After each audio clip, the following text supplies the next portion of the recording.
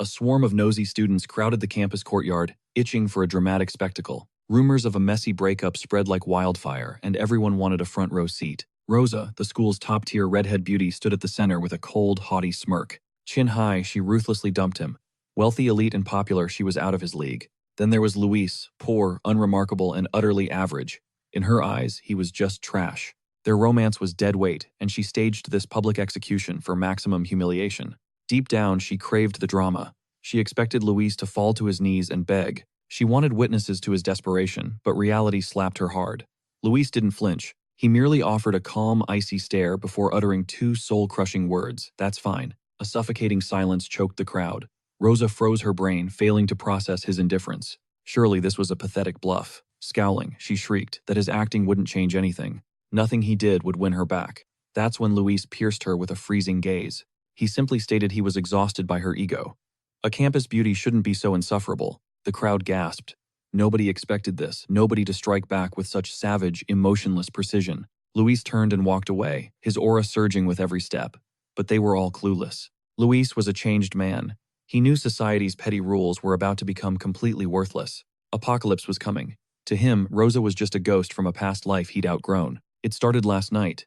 Luis jolted awake as jagged, ethereal cracks fractured the air before him. They bled fragments of a grim future, terrifying visions of a world being torn apart. Amidst the cosmic horror, a digital ping echoed. A mysterious system window flickered into existence. Spiritual energy resurgence detected. Total awakening will trigger in exactly 361 days.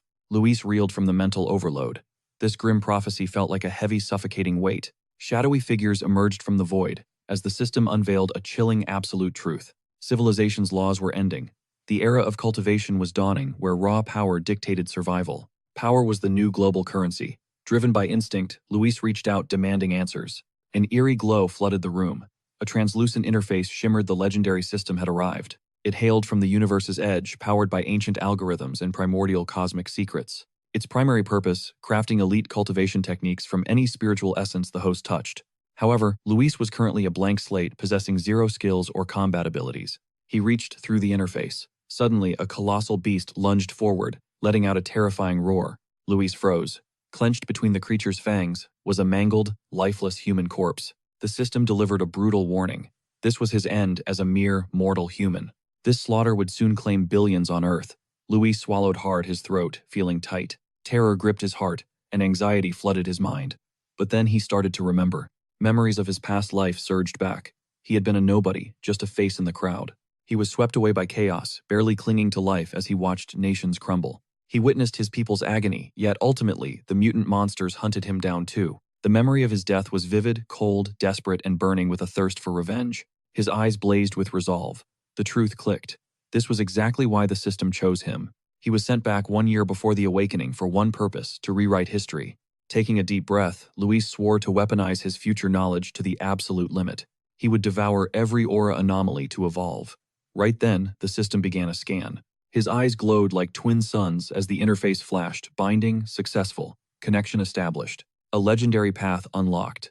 From this moment on, everything in existence was potential fuel. His mission was set in stone: hunt down god-tier techniques and seize ultimate power, to become a supreme cultivator and save this crumbling world. Meanwhile, across the city, urgent, official alerts began to flood the streets.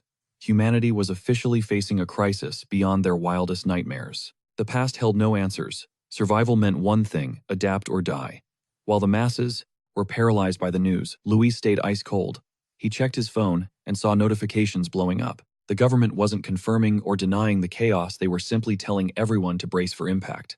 Luis knew this silent strategy was the only thing keeping the nation from spiraling into total anarchy and losing faith. Then he remembered the system's hint. He could harvest materials from literally anything. That meant he had to dive headfirst into the heart of the nearest reality-warping anomalies. A headline on his feed caught his eye. The UV index at Magdalena University had shattered all records. A code-red heat advisory was issued warning every incoming freshman to take extreme safety precautions and douse themselves in sunblock. Luis glanced at the gray, overcast sky. His device read 0. Something was dead wrong. He couldn't wrap his head around how the weather could be so bipolar when the campus was only a 15-minute drive away. However, on social media, viral clips showed a lethal, scorching sun torching the university grounds. Officials insisted registration. would continue, but they ordered students to avoid the north gate due to the deadly radiation levels. Every other entrance remained open. Luis let out a dark smirk. He knew that when these anomalies first appear, people just assume it's some crazy marketing stunt. Only he knew the terrifying truth. And that's exactly why he was hyped. His first shot at power had finally arrived. Without wasting a second, Luis geared up and headed toward Magdalena University. Along the way, he saw crowds huddled under umbrellas. The heat was so suffocating that leaves were literally shriveling off the trees. Still, our hero marched straight for the north gate, the one place everyone else was avoiding. He sensed something was wrong. Suddenly, hundreds of glowing incandescent ashes began raining from the heavens. Students scrambled in pure terror, trying to avoid being burned alive. While everyone else ran, Luis was locked onto those shimmering particles. He decided to touch them. The instant his finger made contact, a blinding explosion of light consumed him. The system screamed a notification. Massive, Yang, attribute detected. Initiating data model sync. Raw molten energy began surging through Luis's entire body, causing him absolute agony. A radiant, blinding glow erupted from his skin, forcing onlookers to shield their eyes. To avoid going blind, the crowd retreated in confusion. Some even thought they were having a collective hallucination. The energy scorched Luis's clothes as he clutched his head, fighting to keep his sanity. He didn't know if the system would finish the technique before he snapped. He felt like he was on the brink of death. Finally, the sync finished. Luis had mastered a Yang technique, the golden sun breathing technique. Soon after, the official enrollment day for new students arrived. Amidst the chaotic crowds at Magdalena University, the protagonist's ex-girlfriend appeared, walking through the registration zone with total confidence. A guy immediately swarmed her, offering to carry her bags. She shut them down, one by one, cold as ice. She didn't have time for their games. With a sharp no, she kept moving. But seeing a happy couple nearby reminded her of the inevitable. She was officially single now. Suddenly, the vibe shifted. Rosa almost jumped out of her skin when a massive explosion rocked the entire campus. Panic-stricken voices over the speakers screamed for everyone to evacuate the north gate. But Rosa's curiosity was too strong. With a serious expression, she went to investigate. Suddenly, a pillar of golden energy blasted into the sky. From the smoke, a legendary figure emerged. He exhaled, his eyes burning with a fierce divine golden light. A system window flickered before him. He had birthed a new technique and earned 50 points. As a reward, Luis stared at the notification. Those points were nice, but he knew they were just the beginning. Late that night, under a corrupted moon, Luis began to train. The next morning, a new sun rose over the university campus. A bizarre energy surges across the campus. Panicked students sprint toward the north gate, noticing the sky darken and the temperature plummet mid-run. Upon arriving, they find a massive, restless crowd already gathered. The furious dean demands an immediate explanation. Why did everyone ignore the evacuation order? Suddenly, a small group cuts through the mob, as the crowd parts like the Red Sea to let them pass. At the center stands a hooded figure with eyes of ice. With a voice like iron, he orders the dean to seal the gate. Simultaneously, the system pings. Luis, confirming a contaminated zone, has been purged. He instantly realizes the government likely knows everything now. A chilling thought crosses his mind. Are there others with his power? A restricted access alert confirms his worst fears. This is serious. From a nearby rooftop, students spot tactical units and whisper about the military's arrival. Luis knows he's drawing too much heat. His crimson eyes flare as he makes a split-second choice. Time to ghost. He leaps from the ledge and vanishes. Down below, on the mana-scorched earth, the mysterious hooded figure stalks forward. Every step echoes against the shattered pavement. Kneeling, she touches the ground, searching for any lingering traces of residual energy. She retrieves a jagged fragment of scorched stone for closer inspection. After a cold analysis, she reaches a terrifying conclusion. A single individual unleashed all this power. Evacuations begin. Watching from the shadows of the crowd, the protagonist's ex-girlfriend hears the rumors, and her jaw drops. One person caused this much devastation. Just then, Rosa spots a blur, leaping across the horizon. For a heartbeat, she thinks of Luis, but immediately kills the thought. Given his pathetic grades, she's certain he could never survive in this new, brutal world. Far away, the sun dips below the horizon as night swallows Luis's home. He lies in bed, restless. Even after a freezing shower, his core feels like it's melting. The heat is unbearable, and worse. He fears his secret is out. He grabs his phone to check the trending news. A cult-like association is making headlines, an organization everyone used to treat as an internet meme.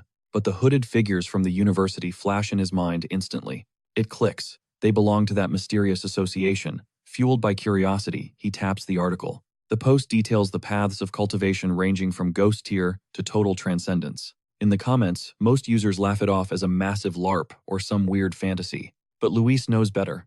Sitting up, he realizes he never heard of this cult in his previous life. Intrigued by this shadowy group, he decides to test his technique again. He closes his eyes and focuses. Sweat pours down his face as a violent golden aura begins to spiral around him. The energy surges, lifting his body into the air as a blinding radiance floods the room. Phase 1. Tempering the physical vessel to handle the raw power of heaven and earth. Gritting his teeth, Luis tames the energy, molding it into a razor-sharp axe of pure light. His eyes ignite with power, and a confident smirk plays on his lips. This strength is intoxicating. Suddenly, the system announces he has reached level Duxie and grants him 50 bonus points. Luis eyes the floating interface, his mind racing with possibilities. A new path has opened. The system explains that these points can be used to infuse compiled data into any physical object. The prospect of enchanting items piques his interest. He glares at a simple cup on his desk. He reaches out his hand, glowing with golden static. The system asks if he wants to spend points to imbue the cup with the Yang attribute. It's like enchanting gear in a game with special traits. He imagines applying this to a blade, it would become a god-tier weapon of destruction. Ready to gear up for the coming storm, he grabs a small sword from the shelf to test the process. If this works, he'll buy a real blade later to hunt the monsters lurking in the dark. But just as he's about to begin, a sudden sound shatters the silence of the night. An eerie scratching echoes from the void outside. In the shadows, a monster fixates on Luis's apartment. Massive claws and crimson eyes burn with bloodlust. Its jaw unhinges, revealing rows of razor-sharp fangs. It's a twisted demonic rabbit from a nightmare. It coils to strike. Inside, Luis remains blissfully unaware of the approaching doom. Tossing in bed, he feels a strange, agonizing itch from his new cultivation technique. With bloodshot eyes, he scans the room for a faint, high-pitched squeak like a rodent. He listens intently. The sound isn't from the pipes or his small apartment. Perhaps it's a neighbor's pet. His god-tier hearing makes every floor sound like it's next door. But as Luis locks onto the erratic noise, his gut screams that something is wrong. His face hardens as he goes into full battle alert. He flings the door open to the hallway. There, in the suffocating darkness, stands a freakish creature. Those glowing red eyes are locked onto him. It was waiting for him. Its predatory stance makes one thing clear: it's ready to kill. Luis freezes. He recognizes this nightmare. It's a mutant beast. Suddenly, memories of his past life flash before him. High above the city streets, a drone hums through the night.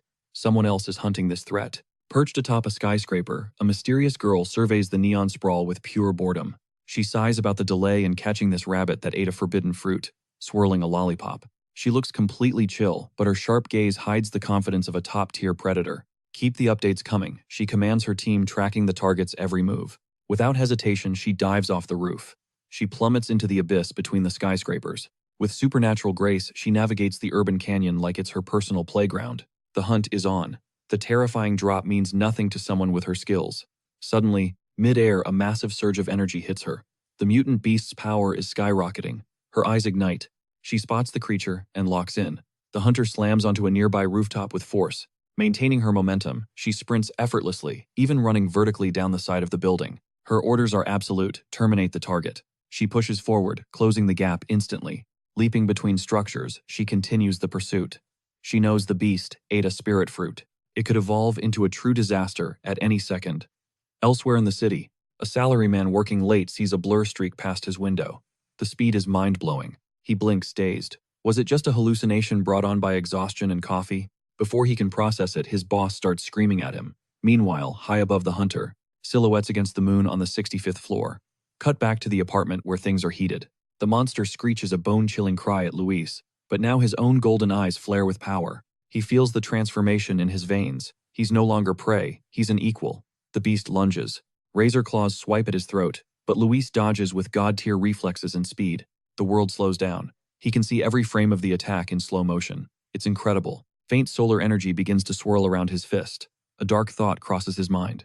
Why is a mutant appearing so early in the timeline? Past life memories flood his brain during combat. Luis realizes the evolution isn't complete yet, but every frantic strike makes the beast more feral. He has to end this now.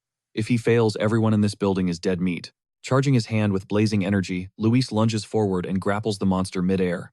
With zero fear, he bites down on the creature with savage force, pinning it down. His golden eyes turn cold as ice. He twists the beast's body with violent precision. There it is. The tail is its weak point, seizing the chance. He grips it tight and hurls the monster through the window. Shards of glass explode everywhere. His fist glows with solar fury. Luis unleashes a devastating energy beam, obliterating the mutant beast. Mid-air, the beast was engulfed in golden lightning, yet it desperately lashed out its claws. It seized the essence, hungering for his strength. Luis realized it instantly the creature was trying to drain him. Yang surged, proving the solar heat was lethal for the beast. Suddenly, the rabbit entity began to self-destruct. Moments later, a radiant blast consumed the monster, overwhelmed by the pure energy. In the adjacent building, a couple jolted awake from the roar. The man mumbled groggily, wondering if it was just a thunderclap. He checked the window but saw nothing unusual. Back inside, Luis touched down on the floor. As the golden embers faded, he realized the creature was like a specter famished for his aura. The battle ended as a single monster eye tumbled to the concrete, twitching in the dark. Dark smoke hissed from the remains. With a grim look, Luis stared down at the beast's ashes. He crushed the eye underfoot without hesitation. Clearly, the Night Stalker had been desperate for his celestial might. Yang was its natural poison. Had he been ordinary, this fiend would have devoured the entire neighborhood. Luis knew he couldn't stop here. To survive the coming storms, he needed to master even deadlier techniques. Darkness was gathering. Meanwhile, beneath the silver moon, a mysterious girl glided effortlessly through the night sky. Reaching the scene, her eyes widened in shock. What she found left her completely breathless. She froze in the shadows. A stranger had already annihilated her target before she could arrive. Kneeling amidst the debris, she carefully inspected the charred remnants of the fallen beast. Hoping to salvage its night core, she reached out only for a jolt of power to strike her. Lingering golden energy surged into her fingertips. A blistering heat raced through her entire nervous system. Her soul resonated with the flames. Instantly, she recalled that same aura from the university gates earlier. This was no fluke. Realizing the truth, she immediately flicked on her high-tech communicator. With a sharp gaze, she reported that an elite outsider had utterly crushed the high-level target. Base questioned if this was the same powerhouse who cleared the gate and the rabbit monster. Short on intel, a commander suggested a new mission: find this mystery man and recruit him at all costs. The silver-haired hunter nodded, sealing a flickering spark of that golden energy into a specialized container. New orders arrived: drop all secondary tasks. Her sole priority was now hunting down that mysterious stranger. The hunter unwrapped a lollipop, savoring the sweetness while processing the high-stakes command. She coolly replied, "I'll start, but first, I need some boba tea to set the mood." When asked again about the outsider's true ceiling, the young girl let out a knowing smirk. The president was right. She had to meet this master. Meanwhile, Luis's day begins at dawn. He stretches, readying his muscles for another grueling session as the first light breaks. Rising early fuels his growth. He begins by inhaling the sun's pure golden morning essence. Through deep breathing, energy floods his veins until his eyes ignite with a brilliant golden shine. He plunges into the Phantom Axe realm, feeling the ancient technique awaken in his soul. Suddenly, a power surge rattles his frame. Luis is shocked he's far stronger than he was yesterday. Force flows through every fiber. He clenches his fist, feeling the raw vibrations of pure energy. He summons his chi axe. It feels weightless now. Gripping the handle, his resolve hardens. Eager to test his limits, he raises the golden blade. Luis winds up for a world-shattering strike. Now, a 2-star Phantom Axe Master, his eyes blaze with the fire of his awakened potential. His physique is now ironclad, a direct result of the bonus magic from his latest upgrade. He decides to grind carefully, but his massive power spike is already drawing unwanted attention. He needs a private sanctuary. Meanwhile, at the Association HQ, a man senses a solar shift. He frowns, sensing a disturbance in the sun's aura. "Is it that rookie again?" he mutters. The scene shifts.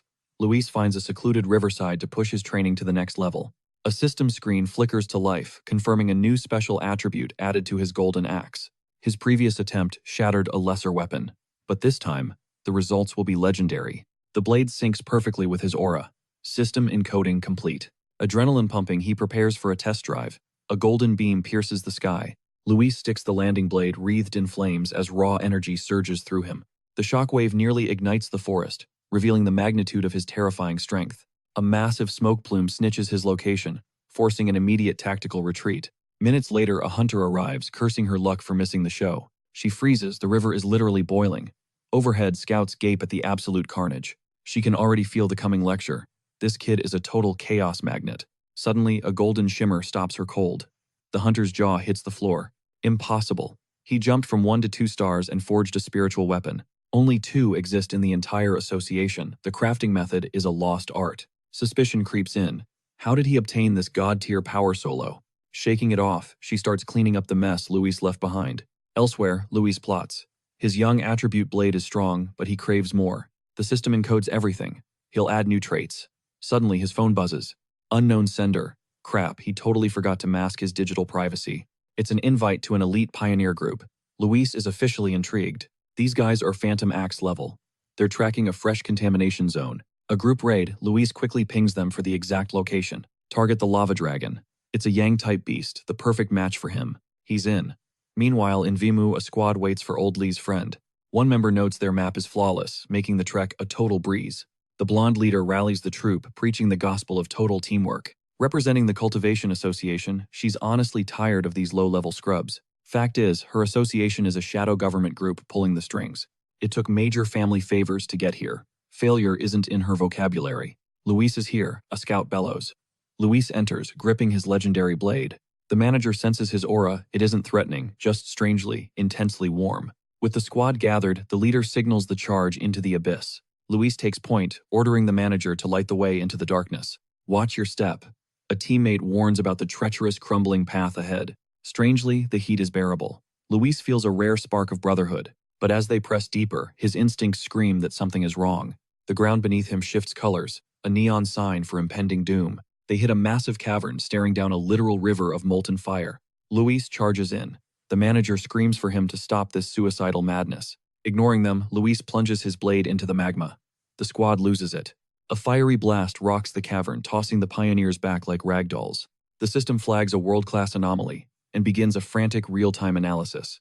Scanning. New power unlocked, inner flame. It's ultra-high temp and pure destruction. Data confirmed Scarlet Flame Sword technique. Time to unleash the beast. As Luis pulls back, the lightning dies, replaced by a living fire shroud. He grips the hilt as his eyes ignite with a fierce burning glow. This legendary technique was destined for his blade. It's a perfect match. Below, the dazed explorers gape. Luis stands untouched within a hellish fire vortex. Right then, he realizes his blade is literally devouring the lava's heat. Wasting no time, he dumps his skill points to hard-code the Scarlet Flame attribute into his steel, making it pulse with raw power. As the smoke clears, his crew reaches a verdict. Luis just had a minor cultivation mishap, but was totally fine.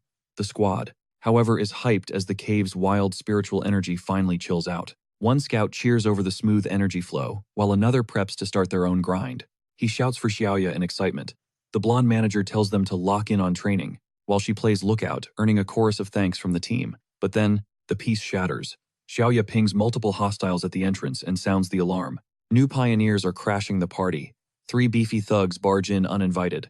Leading them is a guy with an eye patch and creepy, glowing crimson eyes. With total ego, he claims this resource-rich zone as theirs. Xiaoya's heart sinks. Recognizing these goons as Ghost Axe, an A-rank squad, her team stands zero chance. Still, she keeps her cool and tries playing the diplomatic card, claiming first dibs, and even offering an alliance. The leader just scoffs at her pathetic level and barks for them to beat it or get buried. Xiaoya grits her teeth at this dog-eat-dog reality, where only the strong survive. But as a Shia Nation rep, she can't just let this slide. Just as things are about to go south, Luis steps in, shielding Xiaoya from the hostile leader with his flaming blade. Coldly, Luis looks the big guy in the eye and asks if he's really so bored that he has to bully girls. The eye patch guy is stunned into silence. Luis doesn't wait for a comeback and delivers a single devastating swing. A massive fireburst erupts, yeeting all 3 attackers backward. The shockwave makes his own team stop dead in their tracks. Absolutely shook. Luis knows for those who live by brute force, only absolute power works. He slams his sword into the ground, a massive golden aura exploding around him. Terrified by this second monster-tier energy flex, the leader screams for a retreat and flees. They vanish in a blink, while Luis watches silently. His crew approaches him, still processing the flex. He just shrugs it off with a smirk, casually mentioning it's time to head out. As they trek back, Xiaoya can't get Luis's power out of her head. It finally clicks. He was holding back the whole time. Luis has to be some kind of high-rank pioneer, and she needs to report this immediately. Meanwhile, at the high-stakes office of the Spiritual Cultivation Association, a clerk repeats Xiaoya's report in pure disbelief. Another high-stat pioneer, she freezes, realizing she's being way too loud, mostly because a massive, imposing shadow is standing right behind her. She hangs up fast, sweating as she confirms the intel. Turning to her boss, a gray-haired veteran, she asks if finding 2 top-tier pioneers back-to-back isn't just insane luck. The old man stays stone-faced, correcting her. This isn't luck at all. Every individual with stats this high is destined to be a new pillar of power, and managing legends like them is a massive headache. Under the blazing noon sun, Luis strolls back into town trying to blend in as a random cosplayer. But his main character energy and that insanely real sword just draw more eyes. He checks his phone, stopping cold when he sees the cave incident is already going viral. He kicks himself for being sloppy. That fire eruption was way too flashy. He quickly dismisses the idea of a betrayal. Something more urgent is calling. The massive surge of yang energy he absorbed is forcing a level break. He needs a spot to hide. Wasting no time, he retreats toward a jagged, remote mountain peak. Minutes later, a striking silver-haired girl named Mara, a legendary garden restoration expert, detects a soul-crushing pressure. Suddenly, a blinding supernova erupts, painting the sky as if a miniature sun had just been born.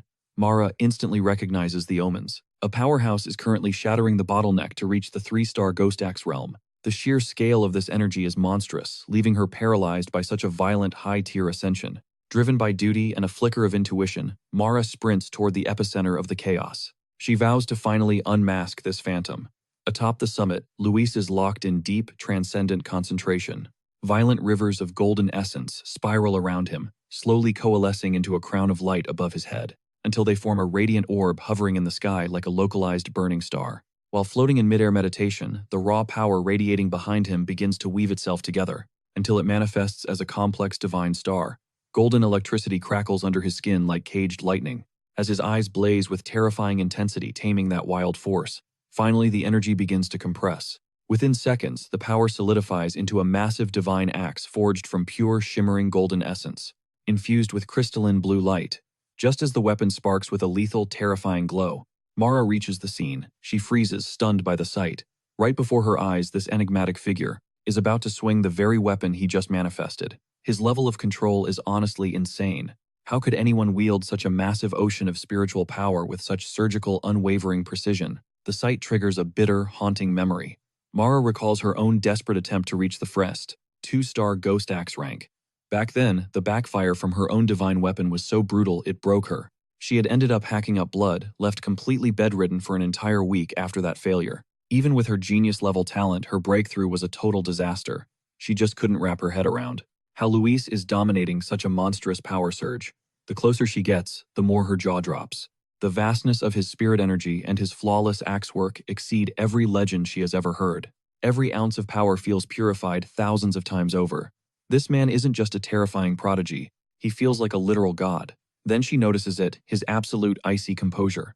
Most top-tier hunters rush through their breakthroughs with anxiety, but Luis moves with a sense of total haunting serenity. It's as if he's guided by the experience of an ancient master. Without warning, the massive flame-wreathed divine axe begins to move. Mara watches mesmerized as he raises it with iron determination and swings toward the east. At his peak, Luis's eyes burn with gold fire. Even as raw energy cracks across his face, he drifts calmly within a blinding golden storm of power, perfectly steering the tempest to finalize his evolution. Then a system window flashes before him, confirming the result. He has officially reached the 3-star Ghost Axe realm. In that split second, the divine axe slams down with pure violence. The impact unleashes a devastating shockwave that literally tears the mountain apart. Mara is blasted by the gale and struggles to stay upright against the golden tide. The residual force continues to surge forward, carving a path of total destruction through the forest before vanishing into the distant horizon. But when Mara looks up again, Luis has vanished. He is gone without a trace, gasping for air. Exhausted and frustrated, she can't believe she lost him again, especially arriving mere seconds after his peak. A haunting thought crosses her mind. He must know she is following his every move. If he stays this elusive, her recruitment mission is going to be a total nightmare. Just as she is about to give up, she stops. A sudden realization sparks in her mind. Ignoring the path of destruction, she glances at a nearby ancient tree. It glows with a faint, yet persistent golden light. With newfound confidence, she calls out to the seemingly empty woods. "Sir, are you still there?" A moment later, a silhouette slowly emerges from the deep shadows. Luis steps out from the trees, his hooded figure radiating a cold, detached, and legendary confidence. Crimson eyes flared, locking onto Mara. In that heartbeat, the realization hit. He knew exactly who she was. She was the stalker digging into his life, and he knew every secret she'd uncovered. Mara held her ground, introducing herself as captain of the Firefly Squad, an elite association unit. They were the Sea Nation's top spiritual practitioners. On behalf of the association, she made her move. She dropped a formal invitation for him to join, admitting she'd been tailing him for 2 days. She hoped her stalking hadn't left a bad taste. Luis remained chillingly silent the entire time. His face was a mask of stone beneath his hood as Mara continued her pitch. While the public was clueless, the association already had his official paperwork drafted and ready. Her nerves were fried. She chose every word, carefully terrified of triggering a man this powerful. But just as she hit her stride, Luis cut her off with a blunt, icy question. Why should I join? The suddenness of it left her stammering and completely caught off guard. Panic surged, but she quickly realized that empty promises wouldn't work on someone this sharp. The truth was her only card left. Regaining her cool, she revealed the association's endgame. The Sea Nation was desperate to herd the first pioneers into an organized, protected front. She knew the association sounded like a cage to a free spirit like him, but she urged him to see the big picture. A massive wave of spiritual energy was coming. When it hits, humanity must stand united against the nightmare enemies the future holds. After her passionate speech, Luis just leaned against a nearby tree, looking totally over it. His expression was pure boredom. His answer was a hard pass. He wasn't joining. He calmly explained that he didn't trust her, and he certainly didn't trust the association. Mara was floored by his direct rejection. Desperate, she snatched her ID from her jacket. She flashed the card, reintroducing herself. Her name was Mara. Before the world changed, she was a star athlete. She begged him to believe her. She hoped her public reputation would buy some trust. Luis stayed silent for a long moment. He rubbed his chin, claiming he vaguely remembered her face from somewhere. A mental image flickered a photo of Mara celebrating as a long-distance running runner-up. It made sense now. Her natural athleticism was why she'd become such an elite pioneer. But then, his vibe shifted. His face went dark as a grim memory surfaced. He remembered his past life, a vision of a society completely shattered and destroyed. In the original timeline, the Sea Nation's plan failed, leading to the total collapse of humanity. Now back with his system, he knew he had to be the solution, not a pawn. Joining them now was a mistake. Looking at a hopeful Mara, he confirmed he remembered her. He told her he'd consider the offer. Then before she could blink, he vanished. He leaped into the clouds, disappearing at a speed that defied logic. Suddenly, Luis materialized right behind a shocked Mara with one final firm condition. His location had to remain a secret. He studied her respectful, almost fearful reaction. He realized the association was terrified of offending high-tier solo pioneers. That was a weakness he could use. Sensing an opening, Mara proposed a secret deal. The higher-ups detected his power surge and wanted a report. She offered to fake it. She'd mix lies with truth to protect him and satisfy her bosses. Luis accepted. Mara tried to call out to him again, but he had already ghosted her instantly. She scrambled down the mountain trying to track him, but it was totally useless. Exhausted and annoyed, she grumbled about failing the mission and cleaning up his energy trail. Suddenly, a voice hissed in her earpiece. Forget the pioneer. The creatures are back. Mara froze. They're back. A brutal memory of those monsters flooded her mind. Crimson jaws and glowing ruby eyes, wolves from a nightmare. He would never forget those blood-crazed beasts. Ruthless monsters spawned from toxic zones birthed by the sudden surge of spiritual energy. Within these blighted areas, they evolved rapidly into apex predators with a taste for human flesh. Some even weaponized natural disasters, striking from the shadows in total silence. As the corruption spreads, mankind faces extinction, unless these ravaging hordes are put down for good. Elsewhere, a savage storm pummels the city. Streetlights provide no comfort in this suffocating darkness. Instead, jagged lightning rips the sky apart. Torrential rain screams, as emergency alerts flood every smartphone. Citizens are ordered to take cover immediately. Mount Yang is now a restricted flooding zone. People whisper about the unnatural weather, some joking about celestial beings facing a divine trial. They claimed only an entity of supreme power could trigger such a cataclysmic atmospheric event. In a rain-slicked alley, our hero stares into the abyss. His single red eye pulses with a faint, eerie light. Sensing the massive electrical current surging above, he recognizes this primal, untamed force instantly. This is not just weather, it is an anomaly. The spiritual energy is converging with terrifying intent. Someone or something is harvesting the sky. His gaze locks onto a distant, storm-shrouded mountain peak. Lightning hammers the summit like the wrath of the gods. That is the epicenter. No turning back. Luis lunges into the deluge, blurring across rooftops as he races toward the heart of the tempest. At Mount Yang base, his system pings a grim warning. A high-level pollution zone has been detected. The mountain former glory is gone. Where lush life once thrived, only a graveyard remains. Skeletal trees and scattered remains litter the landscape. Then a new notification flashes across his vision. Contamination levels unknown.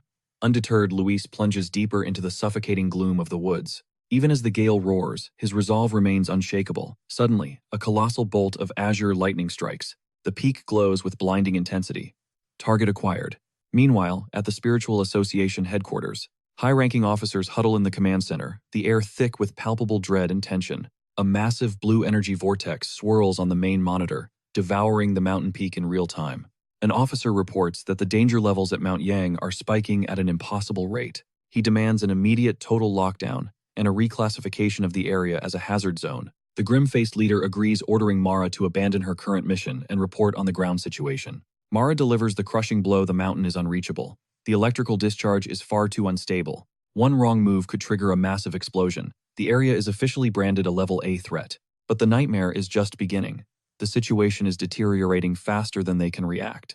Mara warns that if this growth continues, Mount Yang will hit level S, triggering a total emergency. She admits the terrifying truth: neither she nor her elite scouts can survive even approaching the perimeter. Panic ripples through the room as the data confirms the worst. It is a literal suicide mission. Death is guaranteed for any who enter. Even the strongest practitioners would be turned to ash instantly. Security forces order a complete blockade.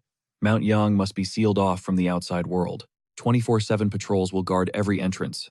The leader nods. They have no other choice but containment. They will wait out the storm, hoping the energy dissipates before it consumes everything in its path.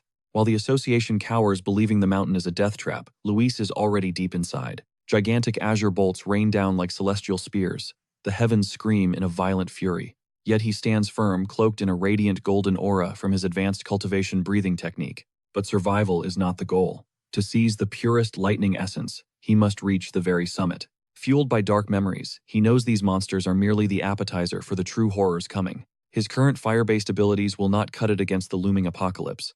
He needs more raw power. Surrounded by thunder, Luis realizes he cannot rely on weapons alone. His body must become the weapon. This is his chance to use the lightning to temper his flesh. He will not let it slip. The future holds nothing but a cold grave. His gaze ignites with a fierce golden hue as he draws his blazing blade. With a thunderous roar, he strikes the heart of a massive blue bolt. Wild lightning surges through his veins instantly. Agony rips through him, yet his stoic mask never cracks. His frame trembles under the violent, crushing pressure. As high-voltage currents sear his flesh, it feels like heaven itself is delivering a brutal divine sentence. The tempest lashes out in fury. Thunder screams through the clouds, demanding that he drop to his knees and surrender. Luis glares at the crumbling heavens. He wonders, how can he possibly tame such a primal, savage force? A spark of genius hits. He centers himself, recalling a crucial system rule for power: touch the energy's core. A golden aura erupts as he triggers his golden salt breath. He's determined to shatter the storm with a roar. Luis charges, carving through azure bolts with his flaming steel. Golden light clashes against the wild, chaotic storm. Each step triggers a violent blast. Blood spills from his lips, but his eyes burn with unyielding main character energy. This is a suicidal bet, a direct dance with death. Finally, after a grueling and bloody battle, he conquers the summit. He drives his blade into the earth, cracking the rock at the storm's true center. The atmosphere here is terrifying. The lightning's raw pressure makes even drawing a single breath feel impossible. Luis feels the storm's bloodlust. It's no longer just pushing him. It's hunting him with pure murderous intent. The tempest gathers its ultimate wrath, unleashing a colossal white beam that screams directly toward him. A strike meant for total annihilation.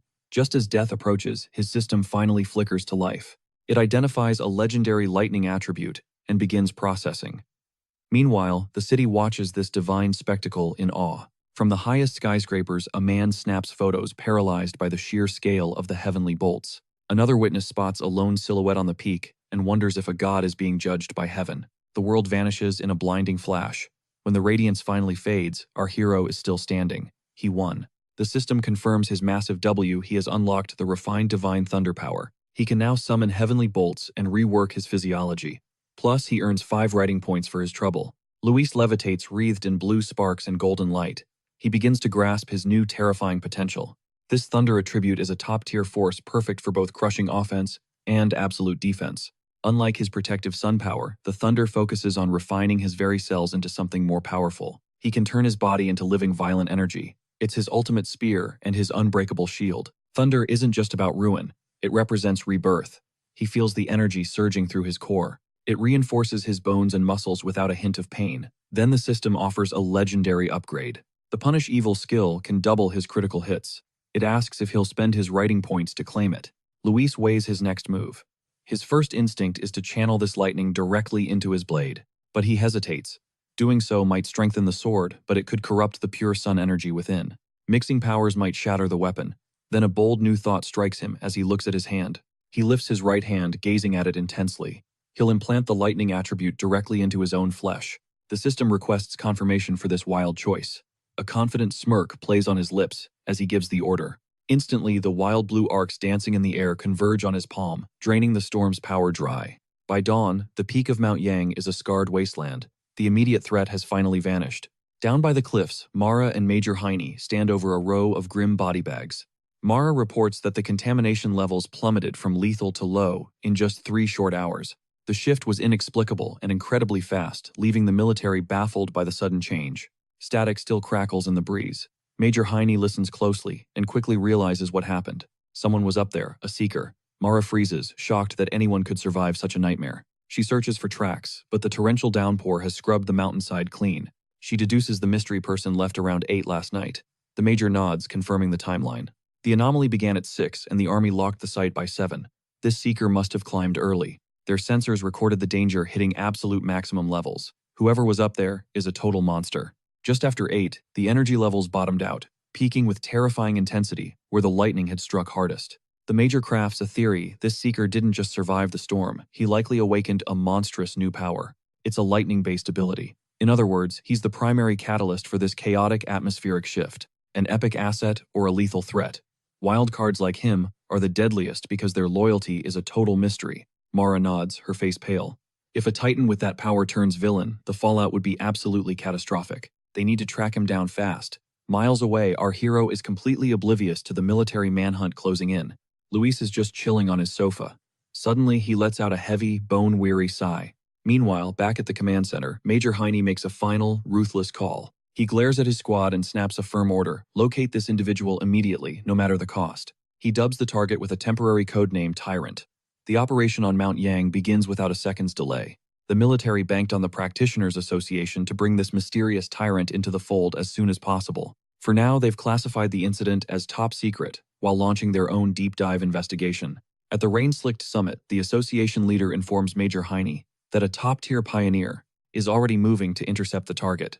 Suddenly, he wheels around toward Mara. He demands her report on the spot. Caught totally off guard, Mara's heart begins to hammer against her ribs. Forced to freestyle, she blurs facts with fiction, linking the current chaos to the pioneer, who recently purged the university's corrupted zone. Internally, she is absolutely losing it. Terrified her secret deal with Luis will leak, she claims he's a ghost and incredibly difficult to track. She swears she successfully identified the carcass of a mutant rabbit possessing the Yang attribute. She vows to get close to Luis to uncover how he actually cracked the university's spirit gate. She prays her web of lies holds up. Major Heine listens with a cold, piercing gaze. He weighs the potential of a Yang attribute pioneer before finally nodding in approval. He praises her as a brilliant young talent. Mara snaps a crisp, formal salute. She claims she's just doing her duty. As the briefing wraps, the major drops the hammer. The government will spin this as a natural disaster to keep the public from panicking. They can't risk spiritual energy intel leaking online and being weaponized by the wrong people. As the brass continues their chatter, Mara exhales a long breath. The interrogation is finally over. Scene shift. Back at home, our protagonist activates the golden sun breathing technique. He flash dries his hoodie, slips it back on, and begins inspecting the dramatic changes in his body. The change is instant. Blue sparks dance across his right hand, crackling with raw, untapped intensity. Small blue bolts have turned that limb into his ultimate weapon. The power surge is absolutely massive. He flexes his fingers, conjuring orbs of pure electricity as he feels his limits shattering. He's on the verge of a breakthrough. Remarkably, that savage thunder has now become completely docile. It flows through his veins like a loyal pet, giving him total unrivaled control over the element. This is nothing like the agonizing pain he suffered when his young attribute first awakened. He wonders if the energy mellows out upon integration. The system had made a promise. This power deals double damage to those twisted demonic freaks. Luis is itching to test it out. Suddenly, a sharp ping from his phone breaks his focus. He grabs the device intrigued. He'd set custom alerts after the last mess. To a pioneer, every crisis is a chance to level up, even if it means dancing with death. He checks the screen and sees the breaking news. A massive blast at a chemical plant has triggered a wave of contamination across the city. Officials claim 0 casualties and tell everyone to stay chill, but Luis isn't buying it. A disaster this huge is never that simple. He dives into online forums to see what witnesses saw.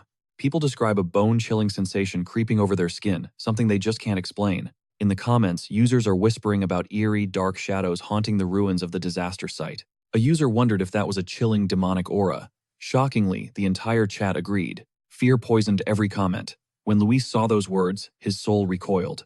That description, it felt terrifyingly familiar. Suddenly, a traumatic flashback from his past life erupted: a blood-drenched hand, a distorted face, and his former self frozen in terror. A crimson demonic beast was charging. It pulverized everything. The thing was a revolting, multi-eyed monstrosity, resembling a massive rat. Luis knew this nightmare too well. Back in the present, his gaze turned dangerously sharp. He remembered their true essence. Once plants or animals awakened, their strength mutated into madness. They became bloodthirsty predators that slaughtered for fun, stalking exclusively under the cover of darkness. A chilling realization dawned on him. This new threat was 100 times deadlier than that rabbit. Without intervention, the body count would rise. The night grew darker as a storm erupted. Torrential rain hammered the empty pavement, drowning out the world. The traffic light finally flickered. Suddenly, a streak of light blurred across the wet asphalt. The Annihilation Squad was moving. Hooded figures surged through the city at supernatural speeds, relentless in their high-stakes pursuit. An operative radioed headquarters immediately. Anomaly 7, codename Candlelight Night, was finally in their sights. But the objective vanished instantly. It possessed a terrifying ability to fuse with the shadows. Tracking it was a lost cause. It hissed before devouring anyone who drew too close. Lightning split the sky as the squad landed on a high-rise rooftop. Their captain, a scarred man with pale hair, surveyed the dark city. He knew the storm favored the beast and spoke with authority. They couldn't allow this nightmare to spread. Inside a high-tech command center, an operator finally locked onto the critical data stream for File 7. The analysis was instant. This was a high-priority seek and destroy mission that couldn't wait. With a tight 12-hour deadline, headquarters deployed the destroyer squad to hunt down the target. Prioritizing team survival, the elite unit resumed the chase, leaping across the city's rain-slicked skyline. Moving like ghosts through the downpour, the leader halted to scan a glowing holographic map. Angry red markers flickered across the display, each signaling a deadly anomaly terrorizing the district. A 12-hour window was dangerously slow, yet it was the best headquarters could provide. This massive nation was drowning in anomalies that pushed even their peak technology to the limit. As the squad closed in on the last known coordinates, a fresh warning flashed from command. An operator reported that Spiritual Energy Cultivation Association agents were already patrolling the hot zone. Mara's profile appeared on-screen as they explained her team was currently monitoring the local pioneers. The leader acknowledged the intel, deciding to contact her since they might need her legendary strength. He noted her incredible reputation just as Mara and her hooded squad materialized from the shadows. Perched on a towering rooftop, she stared down at the destroyer squad with total confidence. With a casual smirk, she asked if they were the ones responsible for her unwanted overtime. The squad leader bristled at her playful tone, keeping his response cold and professional. He warned that the Candle Night anomaly was devouring civilians. This was no mere extra shift. One of Mara's subordinates snapped back to defend her, but she simply turned her back. Losing all interest, she scoffed that if the squad was so elite, they could handle it alone. With a dismissive wave, she ordered her unit, the Yin Squad, to begin their retreat. As they walked away, her subordinates whispered about their commander's notoriously fierce temperament. While one worried, another defended her, knowing every mission she took was a dance with death. Panicked, the destroyer leader shouted after her, swallowing his pride to beg for her assistance. He detailed the horror of Candle Night, admitting they were blind without Mara's elite tracking skills. Without her eyes, his team was at a fatal disadvantage. He laid the truth bare to convince her. If they failed, the entire city was doomed. With the alliance sealed, they prepared for war. Now united, both teams braced against the rain-lashed roof, ready for the final showdown. Mara entered a deep trance as a sphere of brilliant azure energy coalesced in her palm. Target locked, she announced as a pulse of light exploded outward to scan the ruins. The shockwave exposed the nightmare hiding within the rotting guts of a nearby chemical factory. There it was, a grotesque, multi-eyed rat thing gorging itself in the suffocating darkness. The records were right. It was a damp-dwelling predator with a lethal taste for human flesh. With the monster identified, Mara barked the order to initiate their high-stakes joint operation. But the beast's supernatural senses were razor-sharp, catching the hunter's scent in an instant. It lunged into the air, narrowly dodging a strike that shattered the concrete beneath it. "It's seen us," a soldier screamed, ordering the squad to fan out and surround the target. They moved like lightning, their tactical cloaks blurring into the rain as they took positions. Closing the trap, they roared in unison, ready to tear the creature limb from limb. One warrior charged, unleashing a devastating blow that sent the beast crashing into the debris. But the impact triggered a mutation. The monster's body began to warp and grow. Bloody gashes tore open as obsidian spikes erupted from its spine with a soul-piercing shriek. The creature counterattacked, conjuring a vortex of dark energy that threatened to swallow them whole. Mara screamed for the teams to dodge the sonic wave, but her warning was too late. A massive sonic boom erupted, sending squad members flying like rag dolls through the air. As the leader tumbled off the roof, the monster prepared a final lethal move to finish them. Gravity claimed him as he crashed onto the pavement. An ally rushed to help. The leader stayed conscious, explaining that a split-second retreat saved his bones from shattering. He knew this level of danger was insane. If that beast stayed in the city, total disaster was inevitable. Suddenly, the scene shifts. As the tides of battle turned, the rodent began a grotesque evolution. Its throat flared with a sickening emerald glow, spewing a vile, corrosive sludge that choked the air with lethal smog. It then melted the concrete to carve an escape tunnel. One of Mara's elite teammates shouted a warning about the monster's decaying touch. Destruction followed its path. Mara calmly noted her squad lacked the raw power for a head-on clash, yet she commanded them to stay sharp without hitting the Slayers. Their mission was purely intel and strategy. Meanwhile, a Slayer gripped his dagger, ready to intercept the beast. Suddenly, twin crimson eyes flickered threateningly in the shadows. The monster lunged, barely dodging a lethal strike from the hunters. Boiling with rage, the squad leader roared, "Don't let that freak get away." The rat bolted through the streets, hooded hunters hot on its heels. Watching from a high-rise, Mara stood with her crew. Suddenly, she sensed a sharp chill. As the creature's spiritual pressure spiked, she intuited that something massive was about to go down. She benched her team, tracking the target solo. The high-speed chase led them straight into a pitch-black, decaying warehouse. Mara prepped an area scan. The Slayer captain spotted the new association tech on her wrist, and she confirmed it was the latest gear. Usually a squad handles 50 energy units tops. The gauge read 48, but then the sensor went absolutely berserk. Numbers surged past 80 in seconds. Mara screamed that the energy levels were hitting critical instability. Right then, a massive shadow with glowing red eyes loomed over the rafters. It was a setup. Mara realized the truth instantly, and horror washed over her face. They weren't alone. Suddenly, another twisted face spawned right behind them. The Slayer captain's cool evaporated as he panicked. Shouting for a total retreat, Mara took charge, pointing toward the main exit, to flush the hidden enemy out. She blasted through the debris with an energy burst, urging everyone to follow. But at the finish line, Mara collapsed, screaming in pure agony. An invisible neurotoxin had fried her senses. Within seconds, she was isolated, in a sickly green void. Her cries for her team were met with silence. They were close, yet the poison blinded them to her presence. The puzzle pieces finally clicked, unveiling the true scale of the trap. That rat had lured them here on purpose, to the lair of a true predator, a giant serpent she had only vaguely sensed before.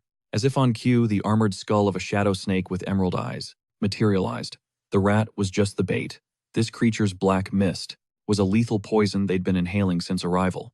This silent killer was paralyzing them while siphoning their spiritual reserves. Mara felt her mana hitting zero. She was done for. Slumping to the floor, she despaired at the creature's terrifying intellect, realizing they were just playthings. She closed her eyes, accepting the end. But then the atmosphere shifted. Through the green gloom, a spear of light pierced through. From above, a flicker of hope ignited in her chest. Suddenly, the roof detonated, and blinding radiance flooded the room. Her eyes widened as a figure descended. It was Luis. He landed perfectly amidst the rubble, a hooded silhouette against the divine light. Streaming from above, he faced the serpent instantly, labeling it a dark attribute beast. Then without a word, the snake struck with massive fangs. Luis blurred past the attack, ending up nose to nose with the rat creature. As the two monsters closed in, the full trap became clear. Then he made his move. Luis let the rat sink its teeth into his shoulder blood, spraying everywhere. Right then, their deadly game became clear. One bait, one killer. A mocking smirk played on his lips at the beast. He taunted it, asking if it loved to bite. Suddenly, a blinding flash of blue lightning erupted from his core. Unleashing his newfound aura, he dared the creature to taste his thunder. With a free hand, he pivoted, blasting a massive beam of golden solar energy straight at the slithering serpent, crackling with electricity. Tossing the dazed rat aside, he zeroed in on the snake. He unleashed a torrent of golden flames, daring the beast to survive the heat. With a deafening roar, the serpent lunged its massive jaws wide open. His reflexes were inhuman. Dodging the strike, he spun through the air, his golden blade slicing the atmosphere. Landing gracefully, he locked eyes with the monster and coldly muttered, "Take a look at my blade." The creature sensed the threat. Seeing the runes glow, it cautiously pulled back, hesitating. That hesitation was all he needed. Luis leaped back into the sky, preparing a devastating direct strike. Aiming for the serpent's face, his sword surged with crackling sapphire blue lightning. The collision shook the entire area, but the outcome was bizarre. Instead of a crushed skull, its head split down the middle, a fresh, identical head, emerging as if it were shedding skin. Stunned, Luis landed as the old head tore away completely. The outer layer sloughed off, revealing a fully regenerated monster. A sinister green light pulsed rhythmically within its throat. He realized this was far from over. The beast let out a feral, furious roar. as the surrounding electricity intensified, supercharging its shadowy, malevolent power. As the monster writhed, Luis kept his cool. He saw through it. The snake's dark aura eclipsed that of the Candle Night Rat. His strategy from the previous clash had worked perfectly. He had suppressed his flames using his blade only to funnel lightning directly into the beast's core. It was clear now this serpent was infinitely more lethal and evolved than its rat companion. Suddenly, a sharp sting flared in his shoulder. The rat's bite from earlier was starting to react. Strange purple serpent scales began sprouting from the wound creeping across his skin. Luis caught on instantly. Just as he feared, these were highly intelligent mutated species. The toxin from that bite was a silent killer designed to paralyze its victims completely. Though the pain was searing, his golden sun breathing technique was already fighting back inside. Counteracting the poison, Luis felt his own powers surging, pushing back against the deadly infection. The fusion of yang flames and thunder acted as a natural alarm, pinpointing the damage. This allowed him to counter instantly. He knew he was lucky. For anyone else, this stealthy toxin would be a death sentence. This monster likely grew through endless ambushes. He envisioned its lair probably overflowing with the skulls of its many unfortunate victims. Using the rat as bait, they were a lethal trap even for high-level pioneers. That explained the missing persons. But the game was over. Watching the massive skeleton crumble into ash within the flames, Luis knew this reign of terror was finally finished. Satisfied, he felt his inner fire burn bright. The triple critical strike from his thunder power had secured his victory. He was now certain that his combat prowess could stand toe-to-toe with elite pioneers. He stood in silence as the flames devoured his foe. He turned to leave but stopped. He reached out as if sensing something invisible nearby. His eyes narrowed. He wasn't alone. A figure suddenly stumbled out from the thick smoke. It was Mara, coughing and covered in soot but alive. As the haze cleared, he saw her squad. They were all unconscious around her. Recognizing her as an association agent, he coldly told her to stop faking it. Her playing dead act needed way more practice. She was floored. Utterly embarrassed, Mara hid her face as she realized this was the legendary pioneer she'd been tracking.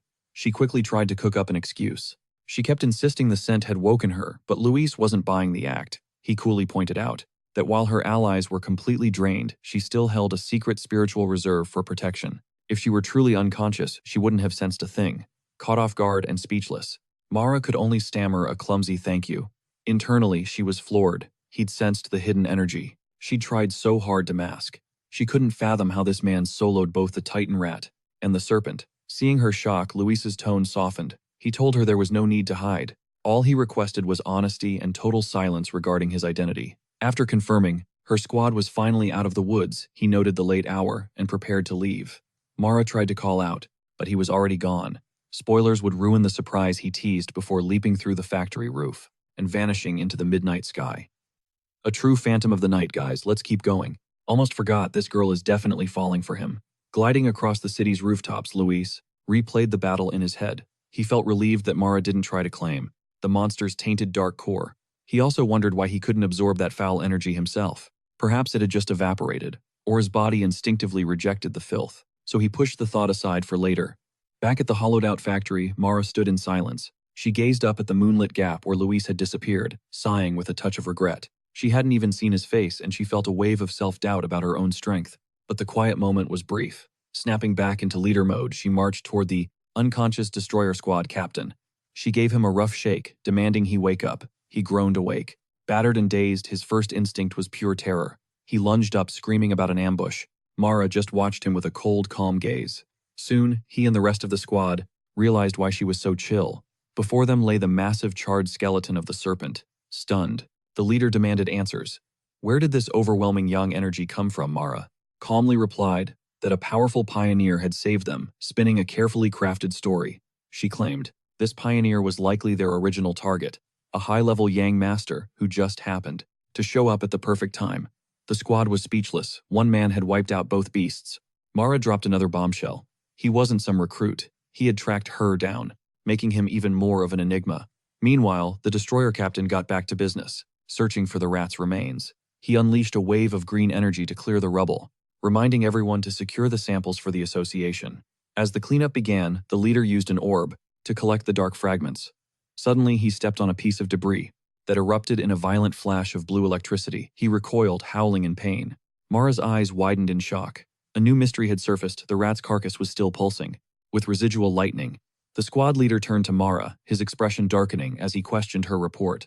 She'd said Luis was a Yang master, but this lethal electrical discharge pointed to something else entirely. Both leaders knelt to inspect the electrified remains. Mara was stunned by the intensity of the leftover sparks, confirming this was a top-tier ability. This led the captain to a new theory. Maybe two legendary pioneers had appeared, each taking down a monster before vanishing together.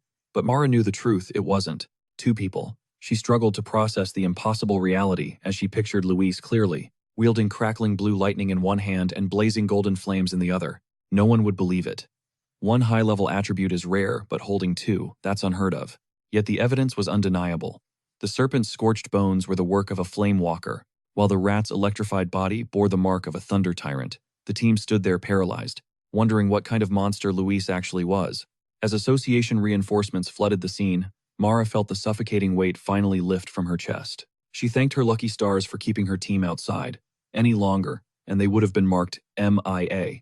A grim realization washed over her as she processed the cold, hard truth. This rescue squad wasn't here to save anyone. They were sent to collect corpses. Suddenly, her two subordinates previously knocked out by lethal snake venom finally blinked back to consciousness. Seeing their captain alive, they rushed over, tears of pure relief streaming down their faces. With the threat neutralized, the association's cleanup crew began their specialized task. What started as a desperate rescue mission shifted into a full-blown forensic investigation. High-tech scanners buzzed, analyzing residual spirit energy and battle scars to piece together the chaos. They were reconstructing the carnage to draft a priority report for the global headquarters. Moments later, an expert approached Mara and the destroyer leader with the preliminary data. Comparing the strike patterns and the brutalized monsters led them to one terrifying conclusion. There was a 99% chance this entire massacre was the work of just one man. The leaders traded looks of sheer disbelief as shocked whispers rippled through the surrounding units. Being saved by a pioneer wielding two distinct high-level powers was practically unheard of. To any ordinary pioneer, those beasts were a death sentence, yet this mystery man, he had absolutely obliterated them with a single devastating strike. The power gap was insane. Sensing the gravity, Mara patched through to her superior with a critical update. Glancing up at the jagged hole in the ceiling, she finally connected the dots. That mysterious college student and the legendary tyrant were definitely the same person. The scene shifts to the Association HQ, where her superior absorbed the report in silence. After a heavy pause, he issued a new command. Mara had to stand down immediately. He noted the guy saved the team and secured the zone. These aren't the moves of a villain. He added that he didn't see eye to eye with Major Heine, so safety was the top priority. To avoid disrespecting such a beast-tier ally, Mara was ordered to cease all contact with the tyrant. Before hanging up, Mara dropped one final bombshell about their tracking progress. They'd traced him to Mount Yang, where his power levels were spiking exponentially. Intrigued, the superior pressed for details. Mara flashed back to their first intense encounter. She recalled an overwhelming aura there, thinking it might be some kind of spiritual relic. Given his dual high-level powers, that impossible theory was starting to look like reality. The superior was stunned, yet his mind was flooded with doubts. He questioned if a solo player could really hold a spirit weapon, remaining deeply skeptical. Even for a genius, snagging such a legendary item without major backing was unheard of. Plus, the team found no trace of a third energy signature common in manufactured gear. Mara cut in, explaining that the relic's aura was laced with a distinct Yang attribute. That one tiny detail changed the entire game. The superior's eyes nearly popped out as the terrifying implications hit him.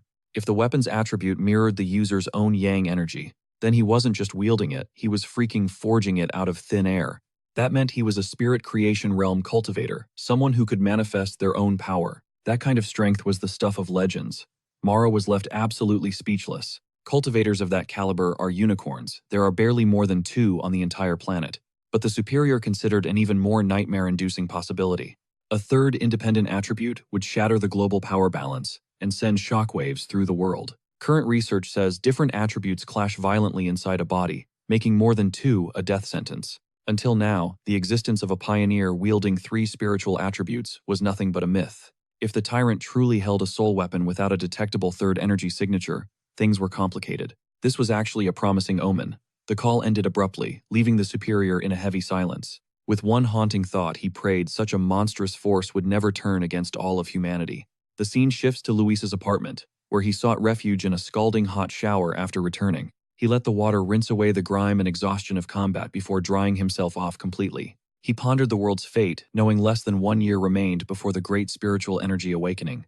Yet vicious beasts and supernatural anomalies were already crawling out of the shadows more frequently than ever. He channeled his yang attribute to dry his gear, his palm radiating a faint and golden glow. Staring at that light, he wondered how many secret masters were already tempering their souls in private. He recalled those thugs from the lava river, realizing that the veil between worlds was finally tearing. As the connection between the human body and spirit realm opened, people became instinctively more sensitive. Even without formal training, many rogue pioneers had already ascended to the rank of 1-star, ghostly action. The fact that the government used agents like Mara to scout wild talents like him was telling. It proved both sides were currently locked in a delicate dance of mutual observation and uneasy peace. Luis briefly considered Heine and Mara, concluding that for now the monsters and factions remained stable. No major blood feuds had erupted between the various pioneer circles yet, as monsters stayed under control. But as he finished dressing, he knew this peace was fragile since the government already formed associations. They were keeping the public blind to the truth, a calculated strategy that Luis understood all too well. While rumors of weird events spread, the authorities walked a razor's edge to prevent a total meltdown. They aimed to shield humanity with subtle warnings, without triggering a global wave of absolute terror. Despite his recent triumphs, Luis's outlook on the global situation remained grim and deeply pessimistic. He knew the real nightmare was the government's hesitation to trigger a mass cultivation era officially. The risk of arming such a massive population with supernatural power was a massive ticking time bomb. Once the veil was lifted, society could easily fracture, spiraling into a vortex of chaos and death. In the face of a worldwide collapse, not even the official pioneers could contain the inevitable carnage. Adding monster invasions to internal civil wars would create a literal hell on earth for everyone involved. Luis had to admit the government's slow burn strategy wasn't entirely foolish, given the extreme stakes. Human panic could be far more lethal than any beast, but something else haunted his mind lately. The monsters were evolving at a terrifying rate, far outstripping his most dire and dark predictions. He analyzed the creatures he'd just slaughtered, seeing they were clear symptoms of dark attribute corruption. Specifically, it was the shadow attribute, a sinister branch of dark energy that felt wrong to him.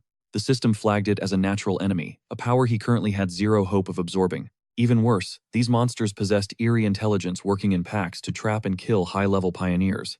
They viewed warriors as gourmet meals, though Luis knew these were still just the weaker appetizers. They were nothing compared to the country-crushing dark titans he remembered from his previous life's nightmare. Regardless, the brush with death he just survived served as a brutal wake-up call for him. Without his intervention, Yuju Shinjin and their entire squad would be nothing but corpses now. Yet a flicker of hope remained as he replayed the system's cryptic and strange analysis in his head.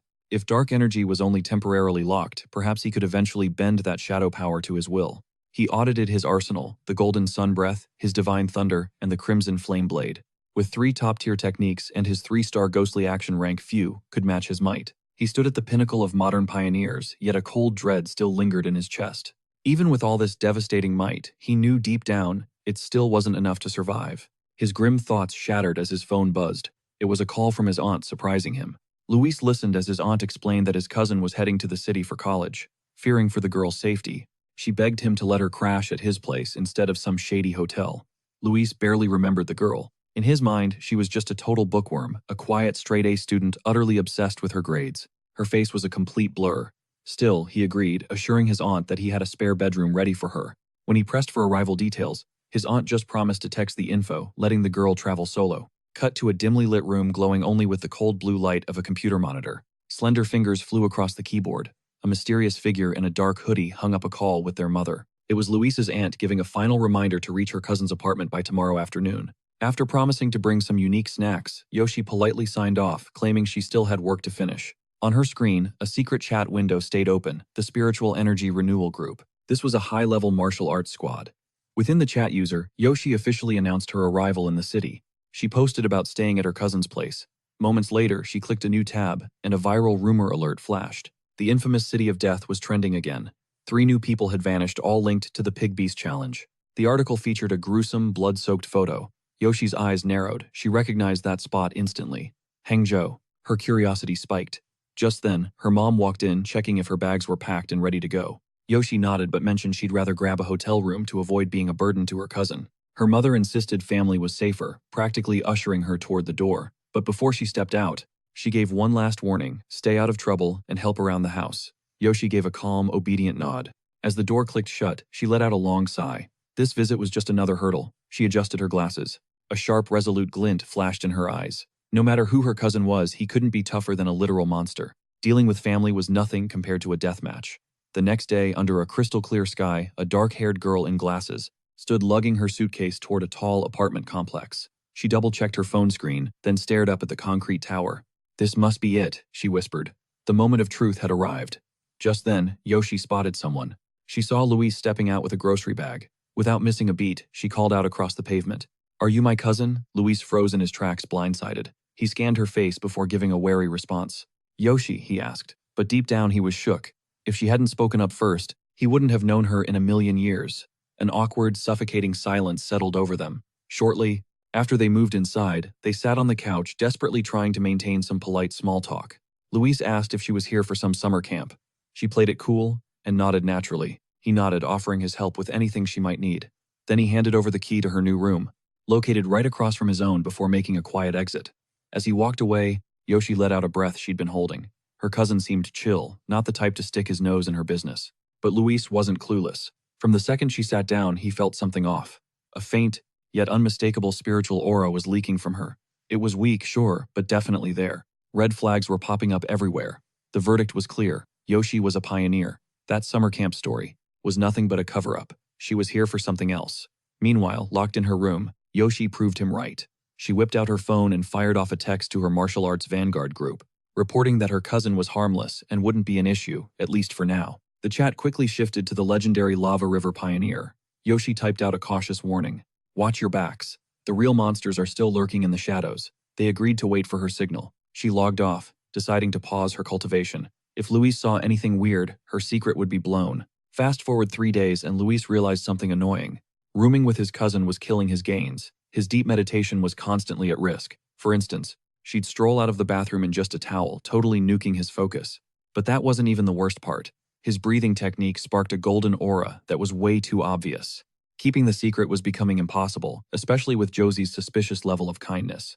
One night, she prepared a mouth-watering feast. She served everything with a chillingly calm smile. When Luis tried to help with the dishes, she immediately shut him down. She insisted it was the bare minimum she could do. Her act was flawless, too flawless, and her etiquette was perfect. That obsessive cleanliness felt totally uncanny to Luis. Still, he decided not to push back, thinking that, if he let her keep playing the perfect maid, she might eventually lower her guard. That's when he'd finally catch her in the act. During another dinner, the peaceful vibe was shattered when Josie's phone buzzed on the table. Both of them instantly locked eyes on the device. Seizing the moment, Luis played it cool and used the distraction to naturally excuse himself. He headed to his room to give her some privacy while his cousin simply gave a silent nod. As he walked away, Josie sat on her bed staring at the screen with a heavy, thoughtful expression. She picked up with a cold tone, confirming the intel. The great change of heaven and earth was set to trigger tomorrow at exactly 3 p.m. Without hesitation, she promised she'd be there. Little did she know, Luis was eavesdropping from his room, catching every single word without any struggle. He heard everything. Josie was planning to meet other pioneers at the entrance of Soledad, a suburban town famous for internet rumors about an hour away.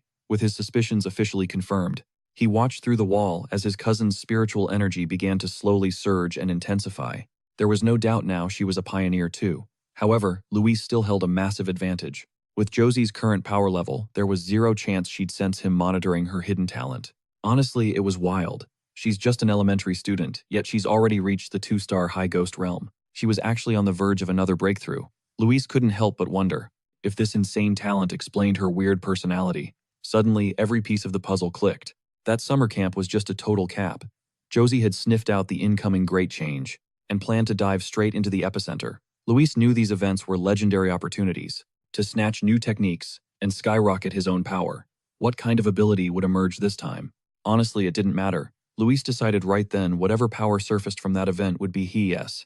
Now that's the main character energy we love. Back to the story in the room across the hall. The cousin suddenly froze. A strange chill crawled up her spine like an invisible gaze was watching her. She scanned the area warily, but all she saw were the peaks glowing under the silver moonlight. Through the window. After a few seconds, she shrugged it off and continued her mission prep for tomorrow. The next day, Soledad was buzzing with activity. At the entrance, with mountains looming behind, Josie met a friend. The girl teased her, asking if her cousin was a hottie. Josie simply replied that he was a nice person, but looked totally mid and ordinary. Her friend let out a disappointed sigh. Just then, a redhead, in a purple dress, joined them, joking that Josie always thinks everyone is just an average person. With the squad almost ready, the redhead locked in. It was time to get serious for the mission. The leader noted they were only 6 today, explaining that some members' locations are always a complete mystery. Meanwhile, from a nearby cafe balcony, Luis was watching the entire scene with his blade resting beside him. Even though they tried to act low-key, it was obvious to him that the whole group was packed with power. The weakest was a 2-star high ghost, while the man who spoke earlier seemed to have already hit 3 stars.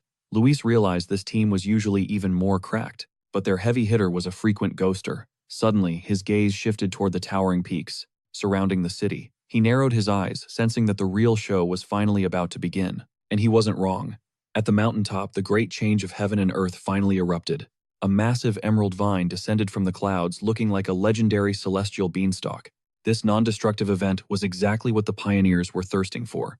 The ultimate key to finally unraveling the secrets of this mysterious new world. Deep within the mist-shrouded peaks, Yoshi's squad witnessed the world's twisted evolution firsthand.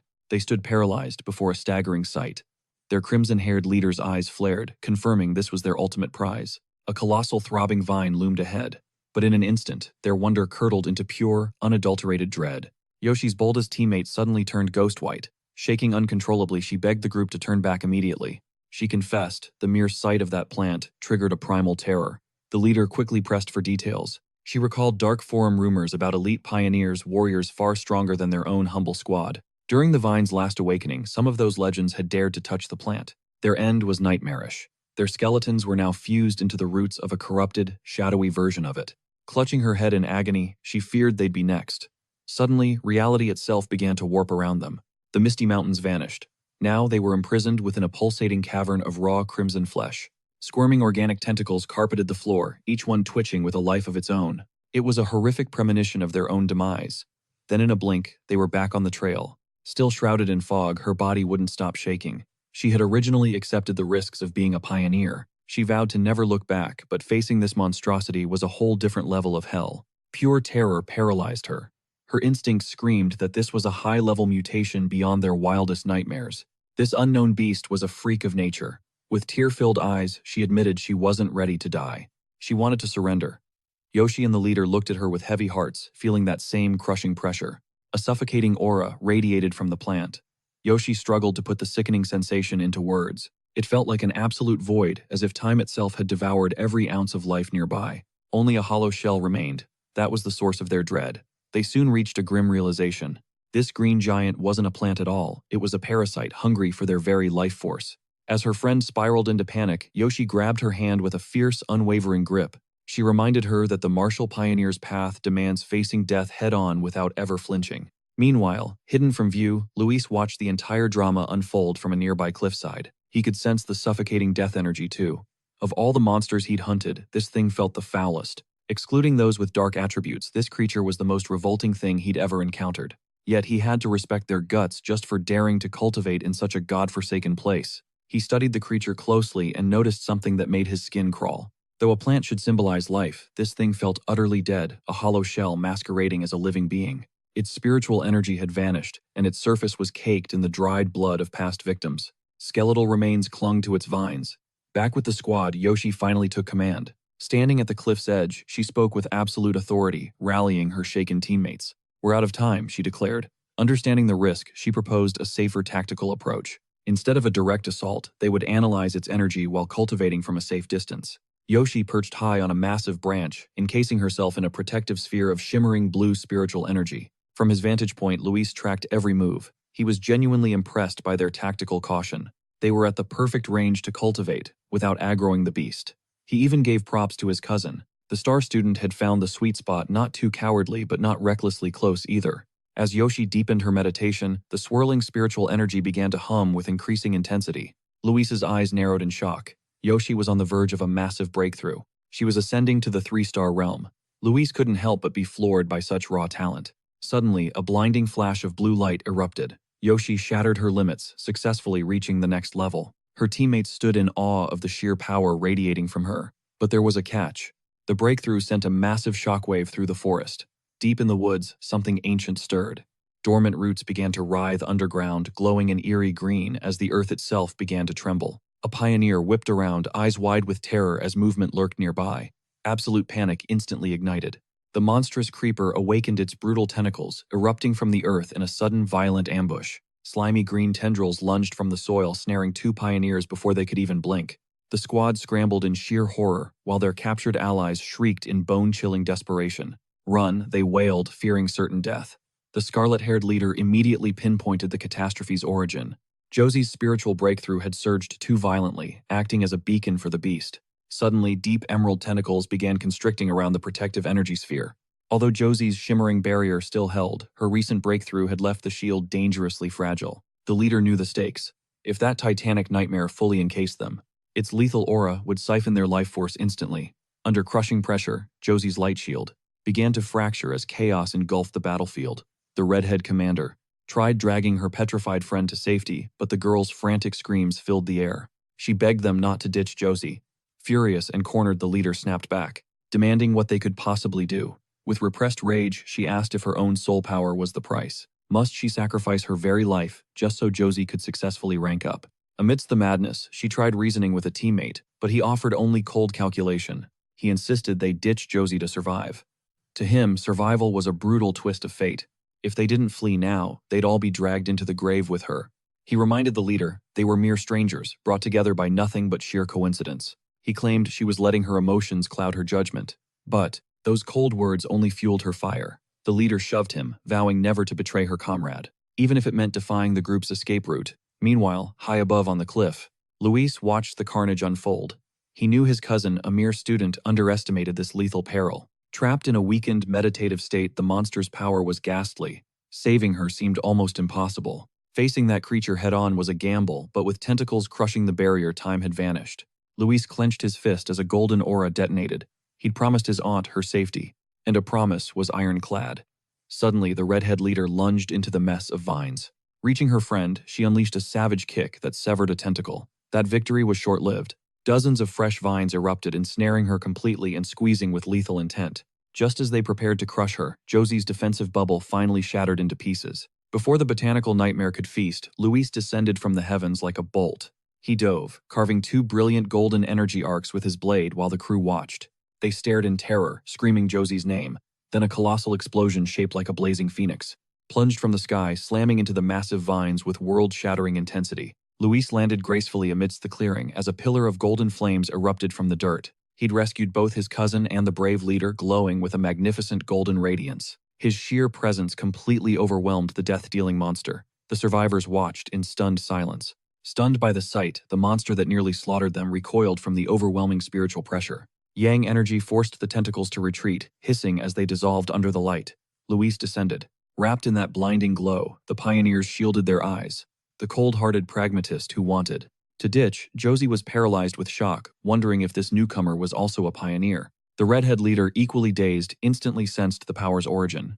It was the purest form of the Yang attribute. Only such power could drive back a life-devouring monster. The cynic felt his arrogance crumble. He'd always bragged about being a 3-star genius, reaching it in record time, a feat few could match. He knew Josie was gifted too. He could barely even track his movements. This stranger was operating on a completely different level of existence. Staring down at his own trembling palms, he looked up at the radiant figure on the cliff, feeling utterly small. He wondered for the first time if monsters like that actually existed. What did that make the rest of them? His raw, crushing power dwarfed everyone present. As Luis stood, bathed in golden light, reality itself began to shift. The system flared to life, detecting the mortal Cilantro's extreme attribute and automatically forging a legendary new technique. A holographic window flickered before him, revealing the name of his new mastery, Infinite Vitality, a god-tier art. It allowed him to instantly drain life force from his surroundings to mend fatal wounds at impossible speeds. As the plant's essence surged into his veins, a violent wave of revitalizing emerald energy completely engulfed Luis.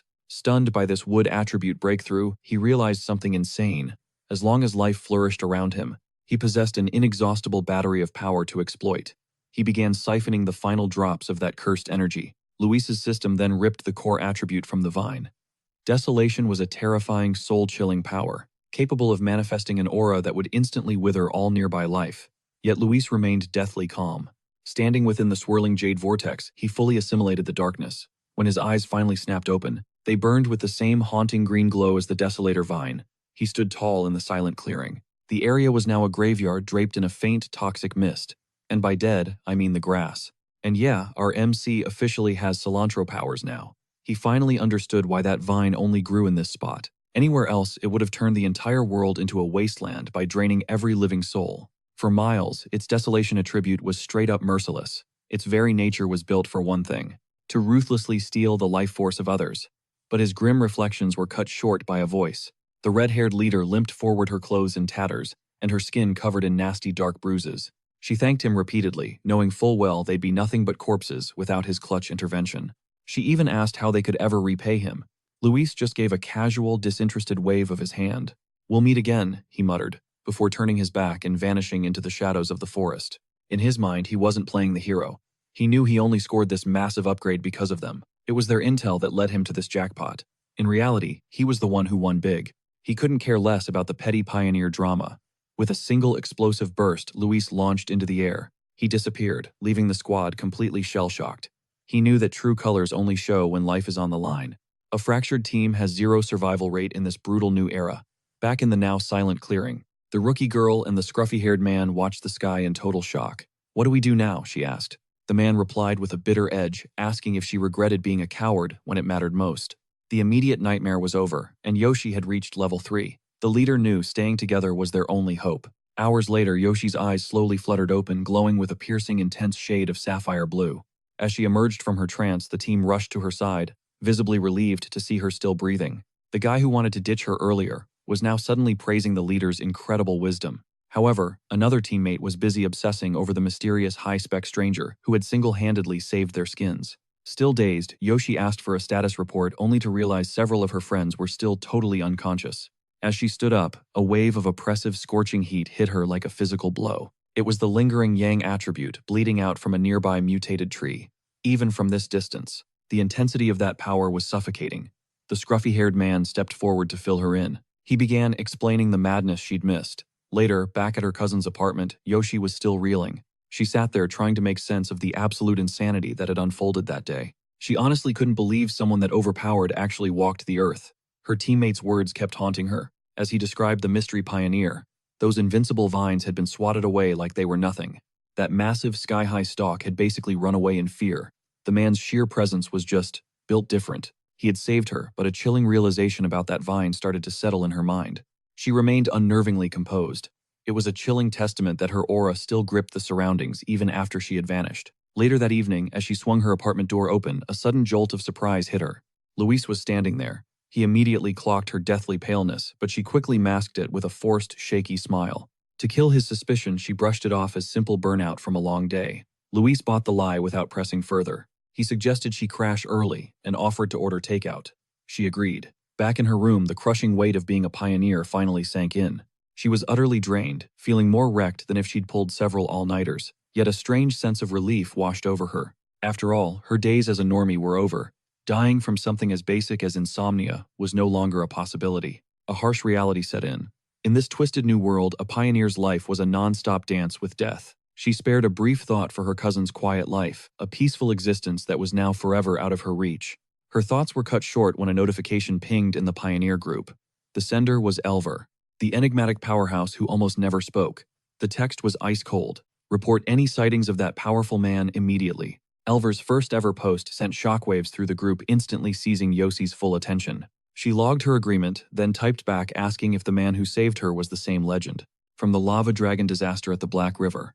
If so, why would he help them? The chat room exploded with theories. Someone leaked intel about a mysterious high-tier Yang attribute master. The post detailed his blinding solar technique, describing how a flash of incandescent white light had blasted the witness right out of the cavern. The author swore no other pioneer could touch that level of power, issuing a stern warning to everyone. If you run into this man, stay far away. Meanwhile, deep in the night, Luis slipped out silently on his bike. He banked on his cousin, letting her guard down after the day's chaos, giving him the perfect cover to vanish unnoticed. He moved with purpose. His mission: find a suitable vessel for his newly acquired desolation attribute. He knew this decaying power would synchronize perfectly with plant life. Under the silver moonlight, he pedaled through the night, plotting how to wield this fresh, dark energy. It was terrifyingly potent, a force rooted in pure decay and annihilation. He hesitated to fuse it directly into his body, fearing its malevolent nature would trigger a violent backlash, or clash with his purifying thunder attribute. Because of that, a separate vessel was the only play, just like that strange vine before, he theorized. that the original monster was born when a normal plant mutated from the spiritual surge, birthing the desolation trait. With a calculated plan and a confident smirk, Luis knew exactly where to find his prize. He followed a moonlit trail into the heart of the forest park, ditching his bike to vanish into the trees. Bathed in the glow of the full moon, he waded through a field of luminous, shimmering wildflowers, searching for the one plant capable of tethering to his soul. He closed his eyes and focused.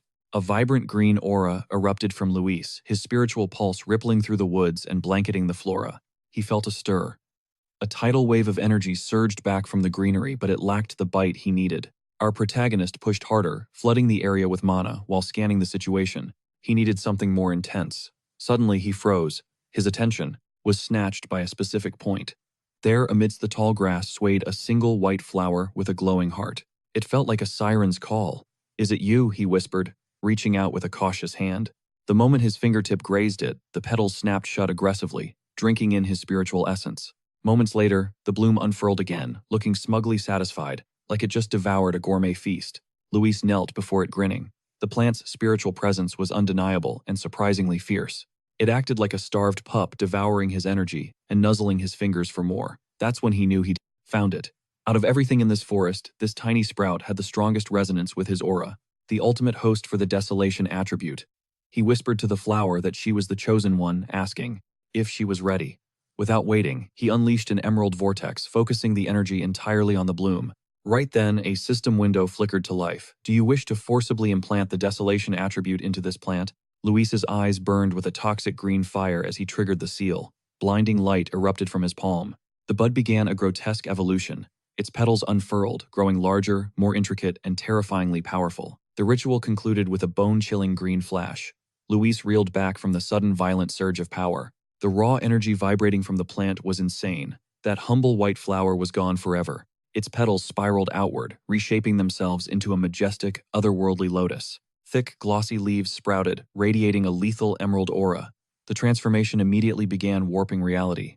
As the energy peaked, the flower unleashed a catastrophic wave of desolation. Roots clawed deep into the soil. They began feasting on the Earth's life force. The destruction was instant and absolute. The lush forest surrounding Luis withered into a graveyard. Trees crumbled, and the rich earth turned to ash. Luis watched paralyzed as the desolation attribute leveled everything. In a heartbeat, the energy had devoured half the woodland. Suddenly, the emerald glow flickered, and the flower shrank back down. Survival instinct kicked in. He had to move. This massive energy spike would definitely alert the association. He didn't hesitate, snatching the glowing plant and its roots from the dead dirt. This park was a death trap located right in the city's heart under constant surveillance. The association kept it under lockdown, terrified of common plants evolving into unpredictable supernatural threats. He'd sensed the red flags earlier, too many cameras, and an eerie, deserted silence. As he retreated with his lethal prize, Luis noticed a chilling detail. Even without soil, the flower was still breathing, sucking energy straight from the atmosphere. Its spiritual pressure didn't drop an inch. It was pure, unadulterated magic. To think only 5 minutes ago, it was just a random, insignificant wildflower. The realization hit him. By granting it the desolation attribute, he'd shattered its evolutionary limits. It was ascending into something legendary. But just as he turned to vanish, a deafening siren shattered the peace. Red emergency lights bathed the trees as a robotic voice boomed. Anomalous levels detected. High-level threat identified. Luis cursed under his breath. Even his insane speed hadn't been enough to ghost the sensors. Without wasting a second, he stashed his newly evolved desolation flower and bolted. Miles away, the same alarm was screaming inside. The Spiritual Energy Research Department. In the high-tech control room, total panic erupted among the staff. Technicians scrambled, shouting that the anomaly levels were spiking completely off the charts. The lockdown was instant. Every operative donned protective gear, swarmed the park, and sealed the perimeter. Soon after, a specialized squad in full hazmat suits breached the eerie silent woodland. The forest looked completely dead. One researcher checked his wristcom, and his face instantly paled. A level 30 reading. That is insane. The Magdalena University disaster only reached a level 10. Even the terrifying Black River lava dragon peaked at 25. This was on another level. Another frantic researcher noted that this park's spiritual levels usually never broke 10. While taking soil samples, one operative realized the humidity and temperature felt totally normal. Yet every single plant in the vicinity had been brutally sucked dry of its life essence. Seeking the source, the team leader pushed toward the center of the spiritual phenomenon. But as a rookie stepped toward the epicenter, a sharp voice cut through the air. A veteran investigator with gray hair and thick lenses barked a command to freeze. "Don't touch a thing," he growled. This residual energy belongs to the deadly desolation attribute. He asked the group if they'd heard of the vine that recently plummeted from the heavens. The younger recruits exchanged confused looks, until one of them suddenly went ghost white. Pure horror washed over him as he realized exactly what the veteran was hinting at. The A-rank demon vine, the giant cilantro. The veteran nodded, confirming their worst nightmare. He projected a spectral image of the beast, surrounded by the trapped souls of its prey. Its power came from desolation, a parasitic ability that devours the life force of everything. The rookie who almost entered the dead zone scrambled back, gasping in cold sweat. He thanked the veteran profusely, realizing he had just narrowly escaped a certain death. The man explained that desolation-type plants create an absolute dead zone around them. He recalled a chilling case of a rotted ancient tree in a forbidden sector. That monstrosity could obliterate any nearby life in a literal heartbeat. He scanned the clearing. In this era of mutations, desolation is the ultimate peak. Only 2 cases existed until now, the ancient tree and the celestial vine. But a third had emerged. Suddenly a hand gripped his shoulder, shocking the team. It was Major Heine and his soldiers. Already briefed, he ordered the team into advanced gear. With Heine leading and Mara watching, the group ventured into the heart of the void. Their scanners whirred to life, but the data they spat out was completely baffling. They couldn't find the source, and the aura was fading at an impossible rate. It dropped from 30 to 25 in minutes, contradicting everything about the celestial vine. 2 trackers emitting a soft blue glow began hunting for residual spiritual currents. By tracing those invisible threads, they finally pinpointed the exact point of origin. They stopped dead in their tracks. Both Heine and Mara realized the truth instantly. The desolation source had been unearthed, someone had actually dug it up and stolen it. Stunned, a researcher asked how that was even possible. Heine remained silent. If someone survived a desolation dead zone to steal its core, their identity was crucial. Mara tapped her tablet and showed the Major a shocking discovery on the screen. It was a cross-referenced analysis from the National Administrative Department of Statistics. They had tracked movement patterns linked to all recent major spiritual mutations. One name linked both incidents. The screen displayed a clear photo of Luis. Heine stared at the image. He told Mara he'd send her all the intel on this kid. He was convinced this was the same pioneer she had encountered before. The rest is up to your association, he said calmly. The scene shifts. 2 hours later, Mara stood alone among the withered flowers, her expression somber. Back in his apartment, Luis wore a faint smirk while sliding the flower of desolation into a vase. He dubbed it the obedient little white flower, certain his new attributes would let it thrive solo. Soon it had become a lethal combat asset, its humble appearance serving as the ultimate tactical camouflage. Chin resting on his palm, Luis pondered. In this twisted new reality, raw power just wouldn't cut it. True dominance relied on hidden trump cards. But his quiet night, that peace was about to shatter. His phone buzzed, flashing a name buried for 3 long years on the screen, the old man Albert. It was Albert, his day-one friend who vanished after joining the military. Luis didn't hesitate to answer. From the other end, Albert's hype was real, inviting him to grab drinks at their legendary old hangout. He claimed to have a massive secret. Meanwhile, across the city, the vibes were far more sinister. Post-call, Albert stood in a dim room, facing a high-ranking female officer marked by battle scars. Mara watched closely as Albert made one request. If Luis wasn't their target, keep him safe. The red-headed officer's gaze was pure ice, as she dismissed his concerns without a second thought. Finish the mission, she commanded, her chilling tone, making the oxygen in the room feel heavy. She added that, if Luis failed the test, Albert should view this purely as a friend's punishment. Inside a rowdy bar, Luis and Albert slammed beer mugs together, celebrating a 3-year reunion. As they kicked back to catch up, Luis analyzed his friend, instantly picking up on a shift. Albert's face was hardened, his posture screamed authority. The brutal grind of military life had changed him. Albert began flexing stories of his service. But before he could pry into Luis's life, Luis cut him off with a simple update. Everything at the university was currently under control. Sipping in silence, Luis drifted into the abyss of his memories, recalling his brutal past life. In that chaotic era, he never saw Albert again. His friend had been just another soldier on the front. He'd likely perished in some nameless battle. That dark realization hit Luis like a physical blow. Now he wondered, in this second chance, could he rewrite his friend's tragic fate? The talk flowed on. Suddenly, Albert's vibe shifted. With deadly seriousness, he asked if Luis had seen anything paranormal. Zombies, monsters, straight-up movie stuff. Luis's internal alarms instantly went into high gear. It wasn't a shock that the brass knew about spiritual energy's return, but this blunt interrogation felt like a trap. Playing it cool, Luis acted totally clueless. He asked for clarification. Albert sighed, explaining this wasn't an interrogation, it was a warning. He warned that soon things like degrees or bank accounts would become completely irrelevant. The global hierarchy was about to flip. Luis absorbed every word, his expression a blank mask. While staring into his glass, he pondered. He already knew the secret the military kept under wraps. The truth about the rebirth of spiritual energy was common knowledge to him. Suddenly, his gut was right. The army had flagged him.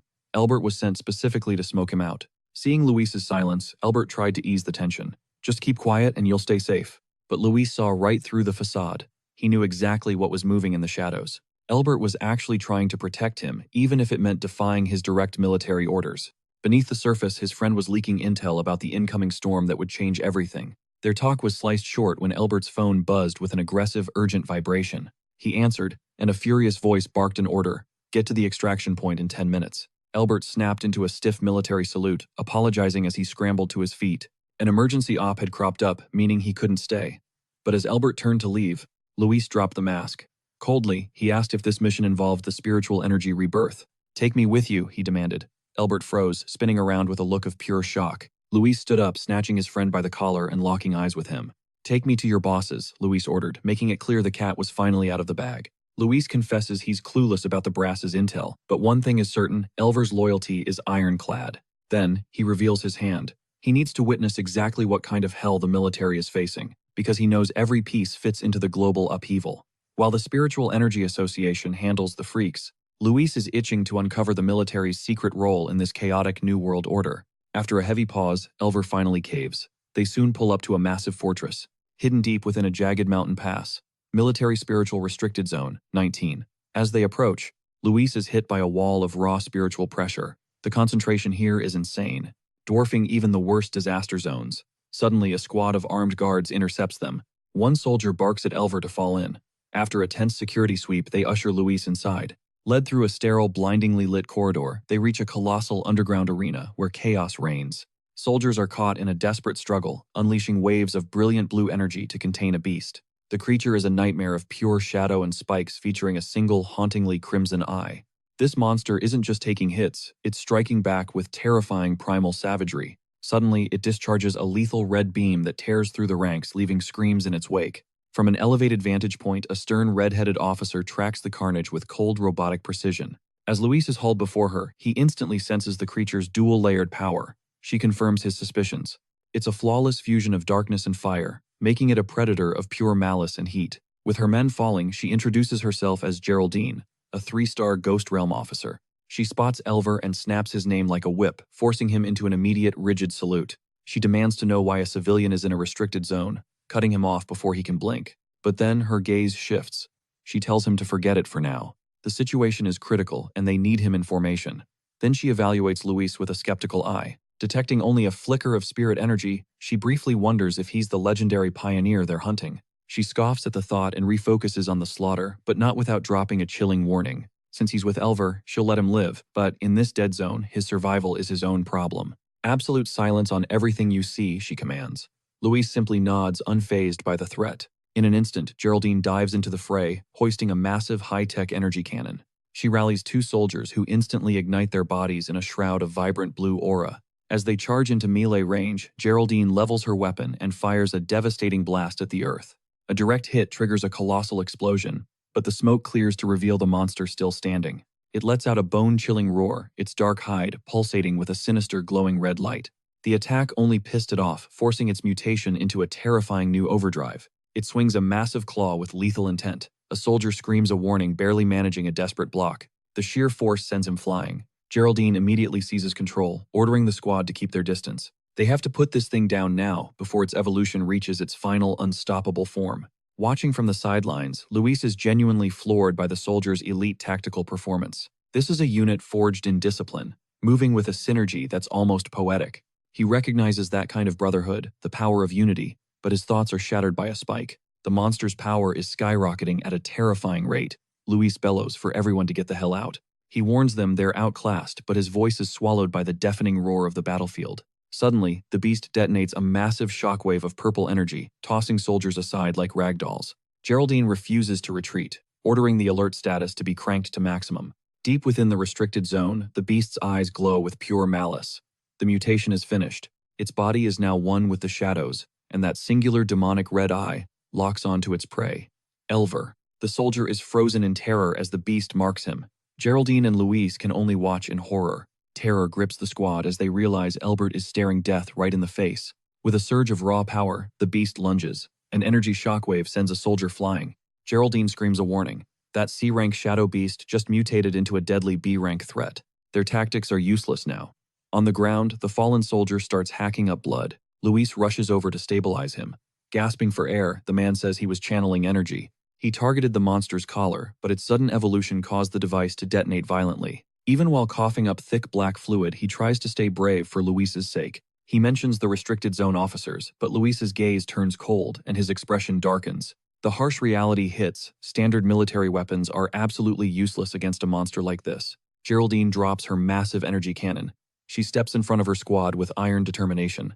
One final desperate command that B-rank mutation must not escape this zone whatever the cost. As the team prepares for a final stand, Luis calmly steps into the spotlight. He blocks Geraldine's path. She demands an explanation, but Luis treats her like she's invisible. His eyes and hands ignite with blue light as arcs of pure electricity crackle around him. The air hums. The real fight starts now. Cloaked in blue lightning, Luis stares the beast down. Smirking, his eyes spark as he mockingly questions just how tough this monster really is. He lunges. His arm morphs into a blinding bolt of cerulean lightning as he strikes. The impact is insane. A massive blast of divine thunder swallows the beast whole, erupting with a shockwave so violent that nearby soldiers are tossed away like autumn leaves in a hurricane. Stunned, one soldier can't believe his eyes.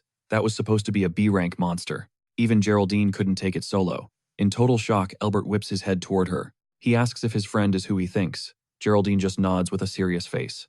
No mistake, it's the pioneer known as the Tyrant. Meanwhile, Luis stands unfazed before the beast. The monster smolders with residual heat clearly damaged. It's still standing but barely clinging to life. Seeing it still breathing, our protagonist reaches one simple conclusion. It's time to finish the job. He tells Geraldine and Albert to back off. Geraldine watches him, her mind racing with questions. Her squad needs high-level formations just to survive a B rank, and even then, they might die. Yet Luis is handling it solo. She's never seen lightning mastery this pure or this terrifying. Even as an elite pioneer herself, she can't fathom the true depths of Luis's godlike power. Spiritual energy has returned, and watching him charge his hand with more electricity is breathtaking. Pure awe fills her face. Suddenly, a massive storm of thunderous energy begins to swirl above. With one final step forward, Luis unleashes the full crushing weight of his elemental attribute. An absolute pillar of blue lightning erupts from the earth, incinerating the spot where the monster stood. It's like the heavens are judging the beast. This display truly earns him his codename. As the blinding light fades, Luis's eyes still flicker with the remnants of his power. He looks totally unfazed, as if deleting that monster was barely a warm-up exercise for him. The surviving soldiers are left speechless. One of them can't help but whisper in terror. He's literally trembling. If the monster's dark aura was scary, this is on another level. This destructive thunder power is terrifying. Finally, the dust starts to settle over the battlefield. Luis casually gives his buddy a thumbs-up, threat neutralized. Albert immediately sprints toward him. He yells with relief, saying Luis almost gave him a heart attack before playfully punching him. "I never knew my old pal was this cracked," he laughs. But then, the mood shifts. Albert apologizes, admitting he suspected Luis was a pioneer, but had strict orders to follow. Luis just shrugs it off. "Why so formal after 3 years?" he asks with a smirk. "I get it, our reunion was cut short anyway." Geraldine approaches with a faint smirk, offering a formal word of thanks and extending her hand. Lucho keeps it cool and accepts the gesture. He casually dismisses the praise, claiming he only moved to save his homie. That's when Geraldine officially introduces herself to the group. As the commanding guardian of Forbidden Area 019, she explains that Luis's heroic intervention requires a high-level official report. She requests his contact info, and Luis agrees without a second thought. Meanwhile, Elver watches the whole exchange in stunned silence, absolutely floored that this notoriously cold-blooded commander is showing such genuine respect toward his childhood best friend. With the formalities wrapped up, Geraldine drops a bombshell proposal. The raw dominance and power Luis just flexed easily outclasses the elite special forces, so she extends a prestigious invitation for him to join the military ranks. Even so, she honestly admits that a base guardian's word might not be enough to lock down someone of his caliber. Deep down, Geraldine is still struggling to process the insanity she just witnessed as a shocking truth dawns on her. Luis is a 3-star Ghost Axe Realm cultivator, matching her own rank with terrifying precision. However, the god-tier combat skills he just displayed completely shatter the known limits of that entire cultivation stage. Luis shoots her a curious look, asking if she truly believes her authority isn't enough to recruit him. Geraldine confirms the order to involve him comes from the top brass, who will likely visit him in person soon. Luis just lets out a soft chuckle at that. He admits he has massive respect for everyone there and honors their bravery. He's genuinely moved by their willingness to sacrifice everything, so he decides to offer them a special deal. If they ever hit a wall, they can call him just as they risk their lives to shield the common folk. But he sets one non-negotiable condition: no one messes with his private cultivation or tries to clip his wings. The scene shifts as night falls, finding Luis back at his apartment, meditating on the rooftop, draped in a golden aura. He's fully aware that his lightning attribute is a legendary counter against dark monsters, making him a high-value target. Since the army isn't using threats, he figures this recruitment could actually benefit him by opening doors to secret info. Playing along would grant him access to classified intel in silence, which is a massive win for his growth. Luis sees through the government's dual strategy. The army led by Geraldine acts as the world's night watchman against external threats. On the flip side, Mara and the Cultivation Association manage the chaos brewing inside the city walls. As he dives deeper into meditation, a golden orb begins to throb in his core, fueled by the energy he absorbed earlier. That forbidden area energy has pushed him to his limit. Lucho recognizes the signs immediately. He is on the verge of another massive breakthrough. Meanwhile, across town, his cousin Yossi is heading home. Her thoughts are cut short when she glances up. In that instant, a colossal pillar of golden light pierces the sky, erupting directly from Luis's building. Her eyes widen in pure alarm as she senses that overwhelming energy, characteristic of a 3-star Ghost Axe realm breakthrough, and the truth finally hits her with unsettling clarity. She was dead wrong about him. Yossi freezes in the middle of the street, completely speechless. Above the skyline hovers a massive divine axe, wreathed in flames, radiating a pressure so terrifying it defies logic. Yossi knows the Ghost Axe rank well, but this is on a whole different level of insanity. This energy is literally warping reality. Suddenly, a gargantuan divine hand begins to manifest among the clouds. The truth hits her like a physical blow as she recognizes this phenomenon from ancient legends. The spiritual creation realm. Knowing a pioneer with such godlike power is living nearby leaves her trembling with fear. That massive explosion of energy doesn't stay hidden. Miles away, alarms are screaming inside a high-tech command center. Technicians scramble as an urgent red alert flashes across every screen without stopping. Anomaly Index 99. A catastrophic level threat has been detected in the city's southeast sector. Mara and a senior officer instantly snap into high gear. What is happening? Deploy all units now, the officer bellows. Mara scowls, unable to fathom how such a monstrous force remained undetected until this moment. That kind of raw energy is enough to flatten the entire city. Soon, the top military brass gather around a holographic map for a tense emergency session. The question is simple: did a new god-tier spiritual creation pioneer just awaken? Or are they staring at an incoming apocalypse? It could be both, an officer remarks with a grim expression. The situation spirals into pure chaos. Drowning in nerves, the high-ranking officer finally makes the call to headquarters. Top-tier containment tech was demanded, specifically banning any weapons of mass destruction. Panic shattered as a subordinate burst in, gasping for air. Alert officially cancelled. It's no monster, just a pioneer's massive breakthrough elsewhere. Luis sighed in relief. Evolution complete. He had ascended to the elite 1-star spiritual creation realm. His body felt lighter and more agile, but a sudden shock hit him. His physical strength hadn't surged as expected. That brief moment of tranquility was ruined by a buzzing phone. Albert texted: new anomaly detected. Magdalena University sports field. Deep cover military sources had already confirmed the site. A confirmed contamination zone.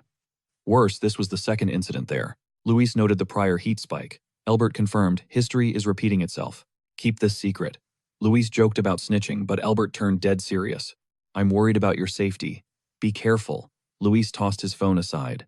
His friend's warning solidified the plan: stay cautious around the army. He had to fly low to avoid being targeted. His Yang attribute stayed secret. He'd only unleash the Crimson Flameleaf technique if pushed. His ultimate trump card. He sent one final text promising Albert he had a solid emergency backup. The door clicked open. Yossi was home. Seeing Luis slumped, she asked if he'd eaten, waving takeout. Luis, glued to his screen, barely looked up. Leave it on the table. I'll eat later. Yossi watched him coldly. Frustration swirled inside her. Her cousin was kind-hearted but incredibly lazy. He seemed happy being a shut-in, skipping classes to doomscroll all day. So ironic. Other pioneers hunted for chances while hiding their secret identities, while he lived without ambition. Exhausted, Yossi retreated to her room. News of a new spiritual creation realm pioneer would spread like absolute wildfire. Still fueled by duty, she vowed to step up if ever necessary. She'd protect her clueless cousin. Meanwhile, Luis wasn't just wasting time. He was actually dissecting every single detail of the latest intelligence report. The file was packed with images of a massive campus inferno. He noticed something: the first anomaly was heat, but now it was fire. Another Yang manifestation footage showed flames erupting suddenly and spreading with fury. The intensity was terrifying. Online eyewitnesses expressed absolute total disbelief. Some wondered why special forces were being deployed for a mere fire. Trees were reduced to ash, and the entire sector was now quarantined. The video cut out suddenly, proving this was way worse than before. Luis scowled. If this blaze was Yang-based, then the manifestation had shifted. Only one way to know. He'd investigate himself. He'd investigate personally. To bypass the cordon, he needed Geraldine's help, his military contact. The next day, reporters crowded the sealed university gates. Soldiers blocked the campus, while journalists screamed questions into the chaos. They demanded the truth about the unquenchable fire and the media blackout. Amidst the frenzy, Geraldine arrived with Luis. Every eye locked onto them. Two imposing figures. Without a word, soldiers let them walk right in. Reporters were stunned watching them enter, while everyone else stayed barred. Inside the cordon, both began their inspection. Luis surveyed the blackened landscape, chilled by the raw, destructive power. Luis asked if this was the legendary heavenly fire. Geraldine nodded, confirming its terrifying name. This blaze strikes without warning, unquenchable until every last atom is reduced to ash. The title wasn't hype, it was a death sentence. After scouring the wreckage, Geraldine told Luis to wait, while she briefed the university dean. He shrugged fine with the solitude. Luis paced the edge of the scorched zone, marked by yellow tape. He knelt fingers, brushing the blackened, carbonized earth, analyzing the disaster. Something felt off. The ground was ice cold, and more importantly, zero spiritual essence remained. Pure disappointment washed over him. No attribute to harvest. His plan was far too naive. As he brooded, a familiar voice called out. Luis looked up to find his ex, Rosa, standing there with a stunned friend. Rosa demanded to know his business. Her friend, a four-eyed girl, realized he was the tech school failure Rosa always mentioned. Rosa didn't deny it, giving a simple, cold nod of confirmation. The friend stepped closer, patting his shoulder with pure, unadulterated arrogance and pity. She claimed he was clearly obsessed with his ex, but their social status was now miles apart. Just give up, she sneered. Luis stared back, genuinely baffled. Obsessed. The idea was hilarious. Nearby, students began whispering. Eyes were glued to the scene, wondering who this random guy was talking to, the campus goddess. Most assumed he was just another rejected simp. They mocked his outsider look, demanding security. Kick the intruder out. Rosa's friend took it a step further, getting aggressive. She barked that Rosa was a star, and he was a nobody. Countless elites were lining up for her, and he wasn't even on the radar. Get out, she ordered, declaring this place was elite only. She even threatened to call the guards if he didn't explain his illegal entry. Meanwhile, Rosa watched with a complex gaze. She remembered Luis, saying he'd never regret their breakup. Now she assumed his coldness was just a desperate act. Suddenly, Geraldine returned. She calmly asked Luis if these girls were his friends. Rosa froze at the sight of the stunning red-haired powerhouse. Luis replied icily that they were just old classmates, not friends. Geraldine shrugged, completely unimpressed. Just acquaintances then, she noted. She slid on her sunglasses, making her overwhelming presence feel even more suffocating. Rosa and her friend trembled under the woman's aura, desperate to know her identity and her connection to Luis. Geraldine turned to him, ignoring the girls, to deliver the update. This heavenly fire incident was deeper than expected. The dean was arriving to lead them directly to the ground zero. As the special military consultant, Luis was the key. He nodded, ready for business. Just then, a group of high-ranking officials in suits appeared. They cleared the area, announcing a total lockdown of the field. Rosa and the students stood paralyzed as they recognized the university dean. This legendary figure rarely appeared. Yet here he was personally greeting Luis and the mysterious redhead. It was mind-blowing. However, Rosa's friend totally misread the room. She smirked, thinking the dean was there to trash the two intruders. Rosa, however, stayed silent, feeling a sudden gnawing sense of dread. To everyone's shock, the dean didn't arrest Luis. Instead, the old man rushed forward, greeting the boy with a warm, respectful handshake. As Geraldine's hand-picked consultant, Luis was treated like royalty. The dean shared his deep fears regarding the anomalies and student safety. He looked visibly relieved. Luis was there. Then, in a move that made the crowd gasp, the dean bowed slightly, formally entrusting Luis with the entire field investigation. From the sidelines, Rosa watched with trembling eyes, as the loser she once knew shattered her reality into a million pieces. The director's security detail tightened the perimeter, creating a human wall to push back the surging crowd. Shoved by the chaotic mob of students, Rosa stood frozen, unable to process the insane scene unfolding before her. The prestigious university director was actually bowing to a guy she thought was just a nobody from her past. The campus gossip flipped instantly. No one was laughing about a rejected ex-boyfriend or a loser anymore. Now everyone saw him as a legendary powerhouse. Whispers spread that the tables had turned so hard that even if Rosa begged for his attention now, she wouldn't even be worth a single glance from him. The coldest realization hit her like a truck. Through this whole ordeal, Louise hadn't acknowledged her existence, not even once. The campus goddess, usually worshipped by everyone, was now utterly invisible and alone. Rosa thought she was the main character, but our boy is playing in a different league. Let's keep going. Deep in the northern district of Magdalena University, the director escorted Luis and Geraldine to the anomaly site. As they walked, he explained the crisis. It all started with the Golden Sun incident, an event he hoped would be the end of their troubles. But clearly fate had much darker plans for this campus. A few nights ago, an unquenchable fire erupted in the fields. Since it happened under the cover of darkness, they sealed the perimeter to contain the danger. The director's expression darkened as he continued his grim report. 2 more infernos spontaneously broke out across the grounds. But the most terrifying part was what the director witnessed personally: a crimson flame descending from the heavens, hovering mid-air like a demonic specter. This wasn't a normal fire. It was a supernatural omen. They managed to douse 2 of the blazes, but the third raged on, defiant. As they approached, the suffocating stench of scorched earth filled Luis's lungs. They reached the basketball court where a single hoop burned with an eerie, eternal fire that refused to die. The director confirmed this was ground zero. No matter what they tried, these flames were impossible to extinguish. Examining the anomaly, Geraldine checked her wrist-mounted scanner. The screen displayed a spiritual reading of 11.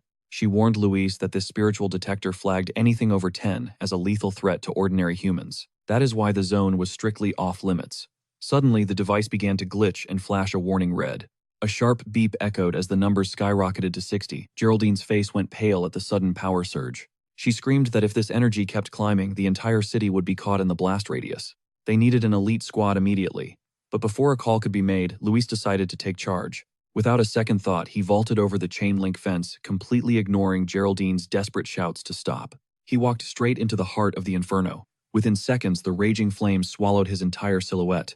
As the duo watched in absolute horror, the spiritual detector began to scream once again. The reading hit 110. Geraldine's eyes nearly popped as she shrieked. It is an S-rank anomaly. Terrified, the director gasped, wondering how Luis could possibly survive stepping into that literal hellscape. Geraldine whispered in awe that not even the strongest warrior from the Forbidden Zone would dare this. Walking solo into that was suicide. Yet inside the fire, Luis stood perfectly still and completely unscathed. Amidst the roar of the blaze, he knew his yang attribute, which tanked divine lightning, would shield him here. This celestial fire was nothing to him, but he quickly realized his ultimate defense was actually a hindrance. His barrier was so strong it prevented him from touching the core to trigger a system skill gain. Luis knew he had to reach the very heart of the anomaly. He watched the flames coil around the hoop, twisting and snarling like a massive fire dragon. Without a flinch, he prepared to take it head-on. The fire dragon lunged with incinerating fury. In that split second, Luis made a high-stakes gamble. He shut down his Golden Sun aura, leaving himself wide open. The celestial heat instantly devoured him. It was a storm of raw energy. He ground his teeth as agonizing pain surged through every nerve. The flaming beast roared, striking with a scorched earth intensity as Luis doubled down on his dangerous choice. Stripped of his golden barrier, he was defenseless.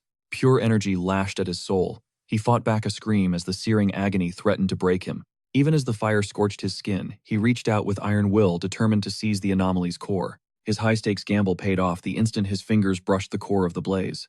The system roared to life, detecting the legendary celestial fire attribute despite his searing agony. A cold, determined smirk surfaced on Luis's face.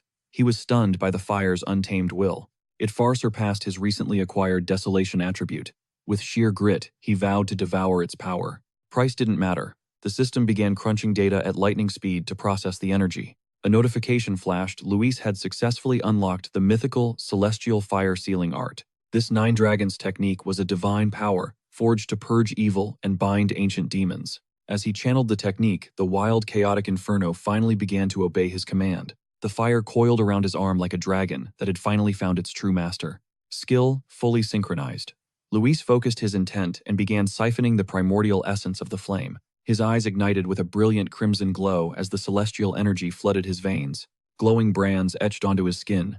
With hands locked in a seal, his gaze burned like embers. Shimmering scarlet chains suddenly erupted from his back, lunging deep into the heart of the fire. Beyond the barrier, Geraldine and the director watched the spectacle, their jaws hitting the floor. Geraldine instantly recognized that overwhelming aura.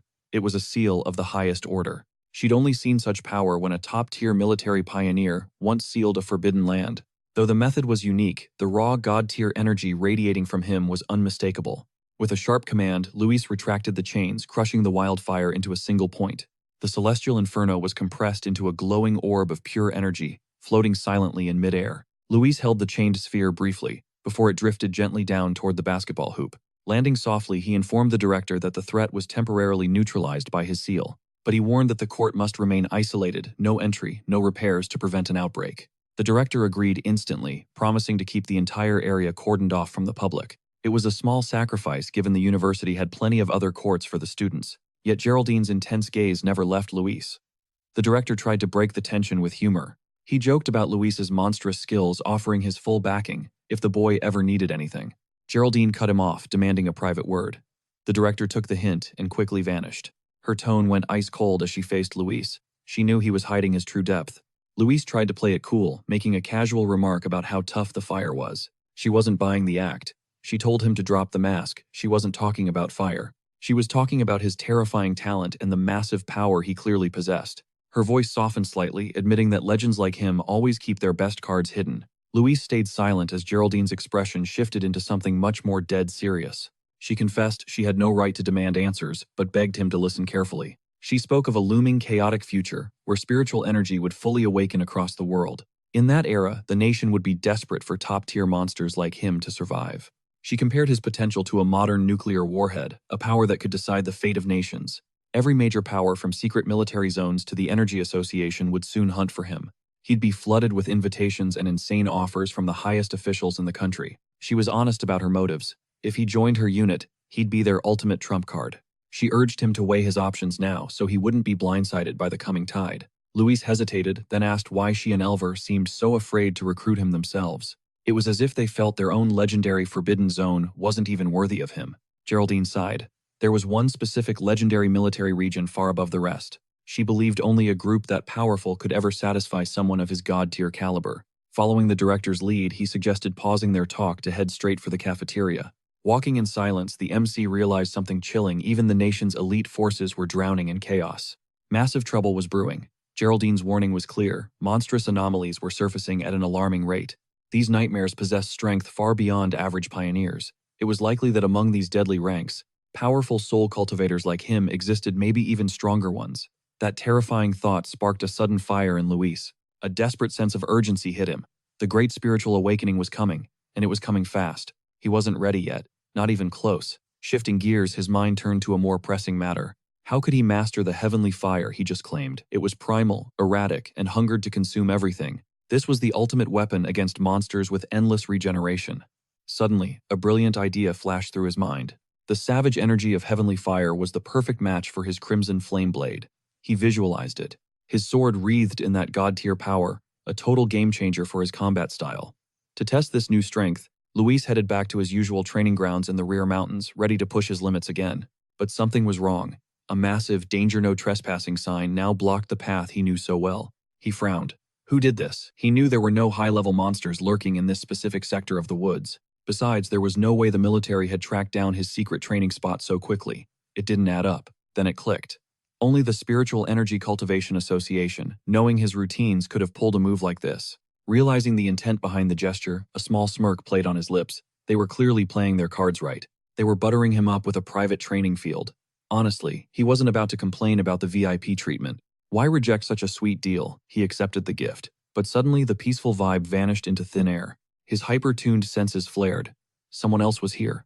An uninvited guest had breached the mountain's perimeter. Luis caught a familiar aura, creepy and cold, just like the one from the factory, though far more suppressed and hidden. Crouching in the thick foliage, a twisted ape-like monstrosity emerged. Its crimson eyes glowed with a predatory, haunting light. It just watched him. Luis realized something eerie. The beast wasn't mindlessly charging. Instead, it was hesitating, calculating his strength. It possessed a disturbing level of intelligence. With his blade already pulsing with raw energy, Luis knew the time was now. This was the ultimate chance to unleash his true potential. Suddenly, a system notification flashed brightly before his eyes. It asked if he wanted to infuse his newly acquired heavenly fire directly into his blade. The prompt hummed with power. The system confirmed it. Heavenly fire was a top-tier light attribute, designed specifically to incinerate everything evil and impure.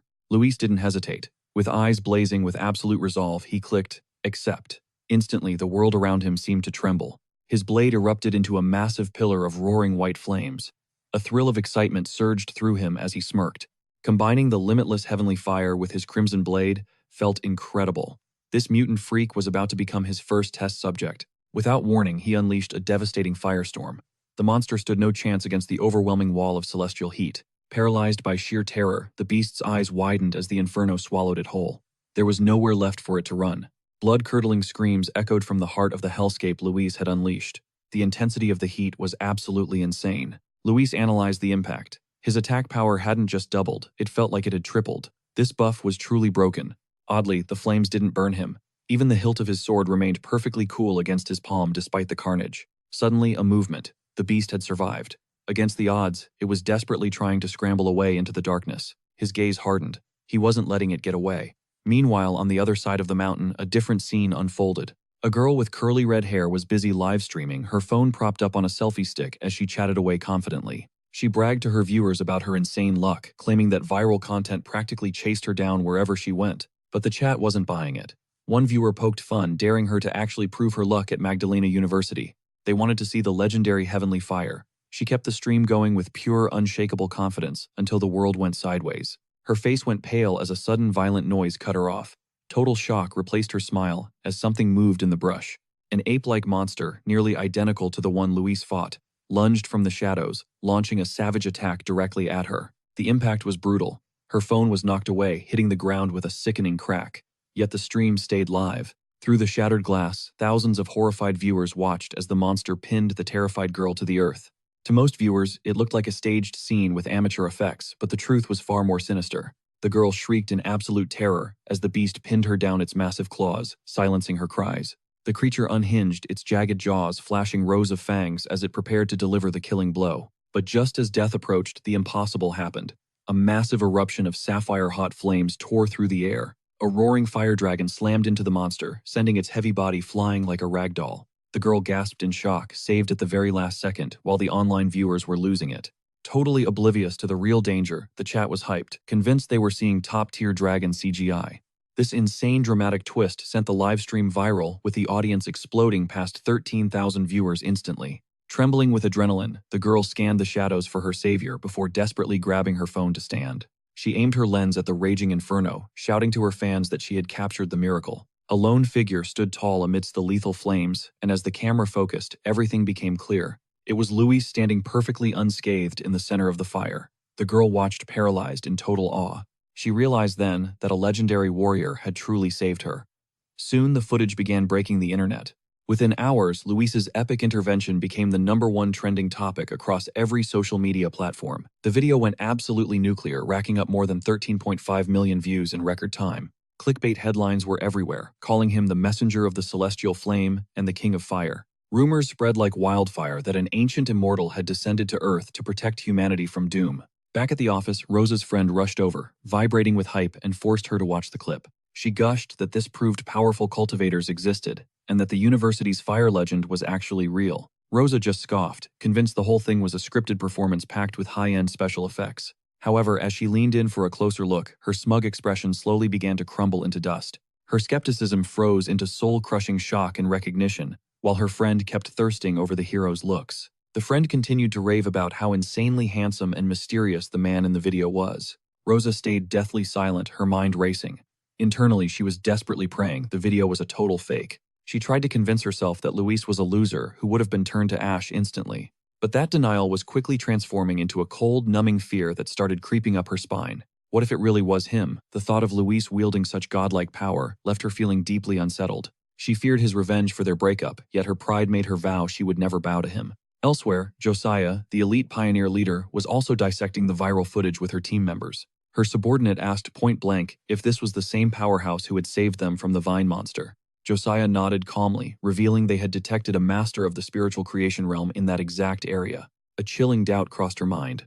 Could her quiet, unassuming cousin actually be this mysterious high-level pioneer? Across the city, the two survivors from the lava cave were also glued to their screens watching.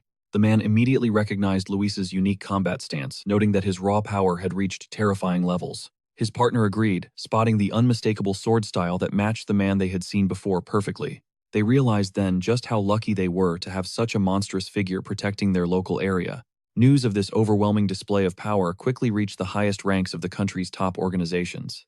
At the association headquarters, the urban crisis was spiraling as pioneers struggled to keep up with the chaos. High-ranking officials were being briefed on the situation when an officer stepped forward with a confident update. He assured them the military was already in contact with Luis and that he would eventually become their ace. Meanwhile, at a classified military hub, Geraldine and Major Jaime were analyzing the data with intense focus. They called him a literal monster for reaching the spiritual creation realm in such a breathtakingly short time. After debating his stats, they concluded he likely possessed 3 or even more high-tier elemental attributes. They finally realized that trying to intimidate him was a massive mistake.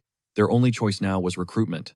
The major then asked if the top brass would personally approach Luis, as Geraldine watched the screen silently. He confirmed the deal, yet the military brass remained skeptical. Traditionally, every top-tier pioneer was homegrown.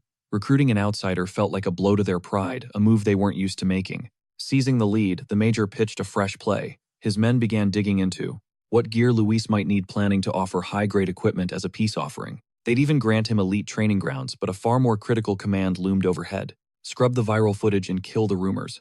The nation's spiritual energy now centered on one man, Luis. Elsewhere, Mara and Geraldine weighed the future. While she dreaded the crushing weight of fame, ahead, he just smirked with pure confidence. Both titans watched, eager to see Luis's next move. Inside a hushed hospital ward punctuated by the rhythmic beep of a monitor, a violet-haired woman watched over a comatose man she called Master. Her voice was a fragile whisper, as if afraid to shatter the stillness. She murmured that hope had finally returned, via Luis significantly boosting the odds of her master finally opening his eyes once more. 24 hours later, Luis sat at home replaying the chaos over a quiet breakfast. That mountain clash had blown up online, all thanks to a reckless streamer trespassing into a forbidden zone for clout. But as he scrolled through his phone, he spotted something bizarre. The clip had vanished, and the streamer's account was nuked.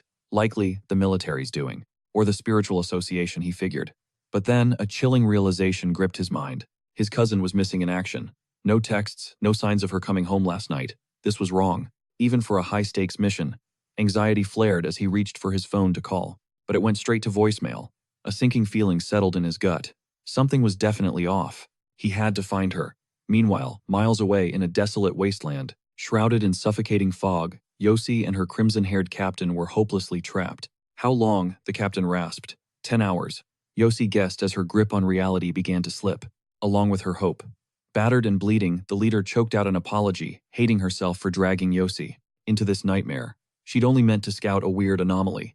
She clutched her side, where agony pulsed. Through her body, Yossi cut her off, refusing to hear another word of regret.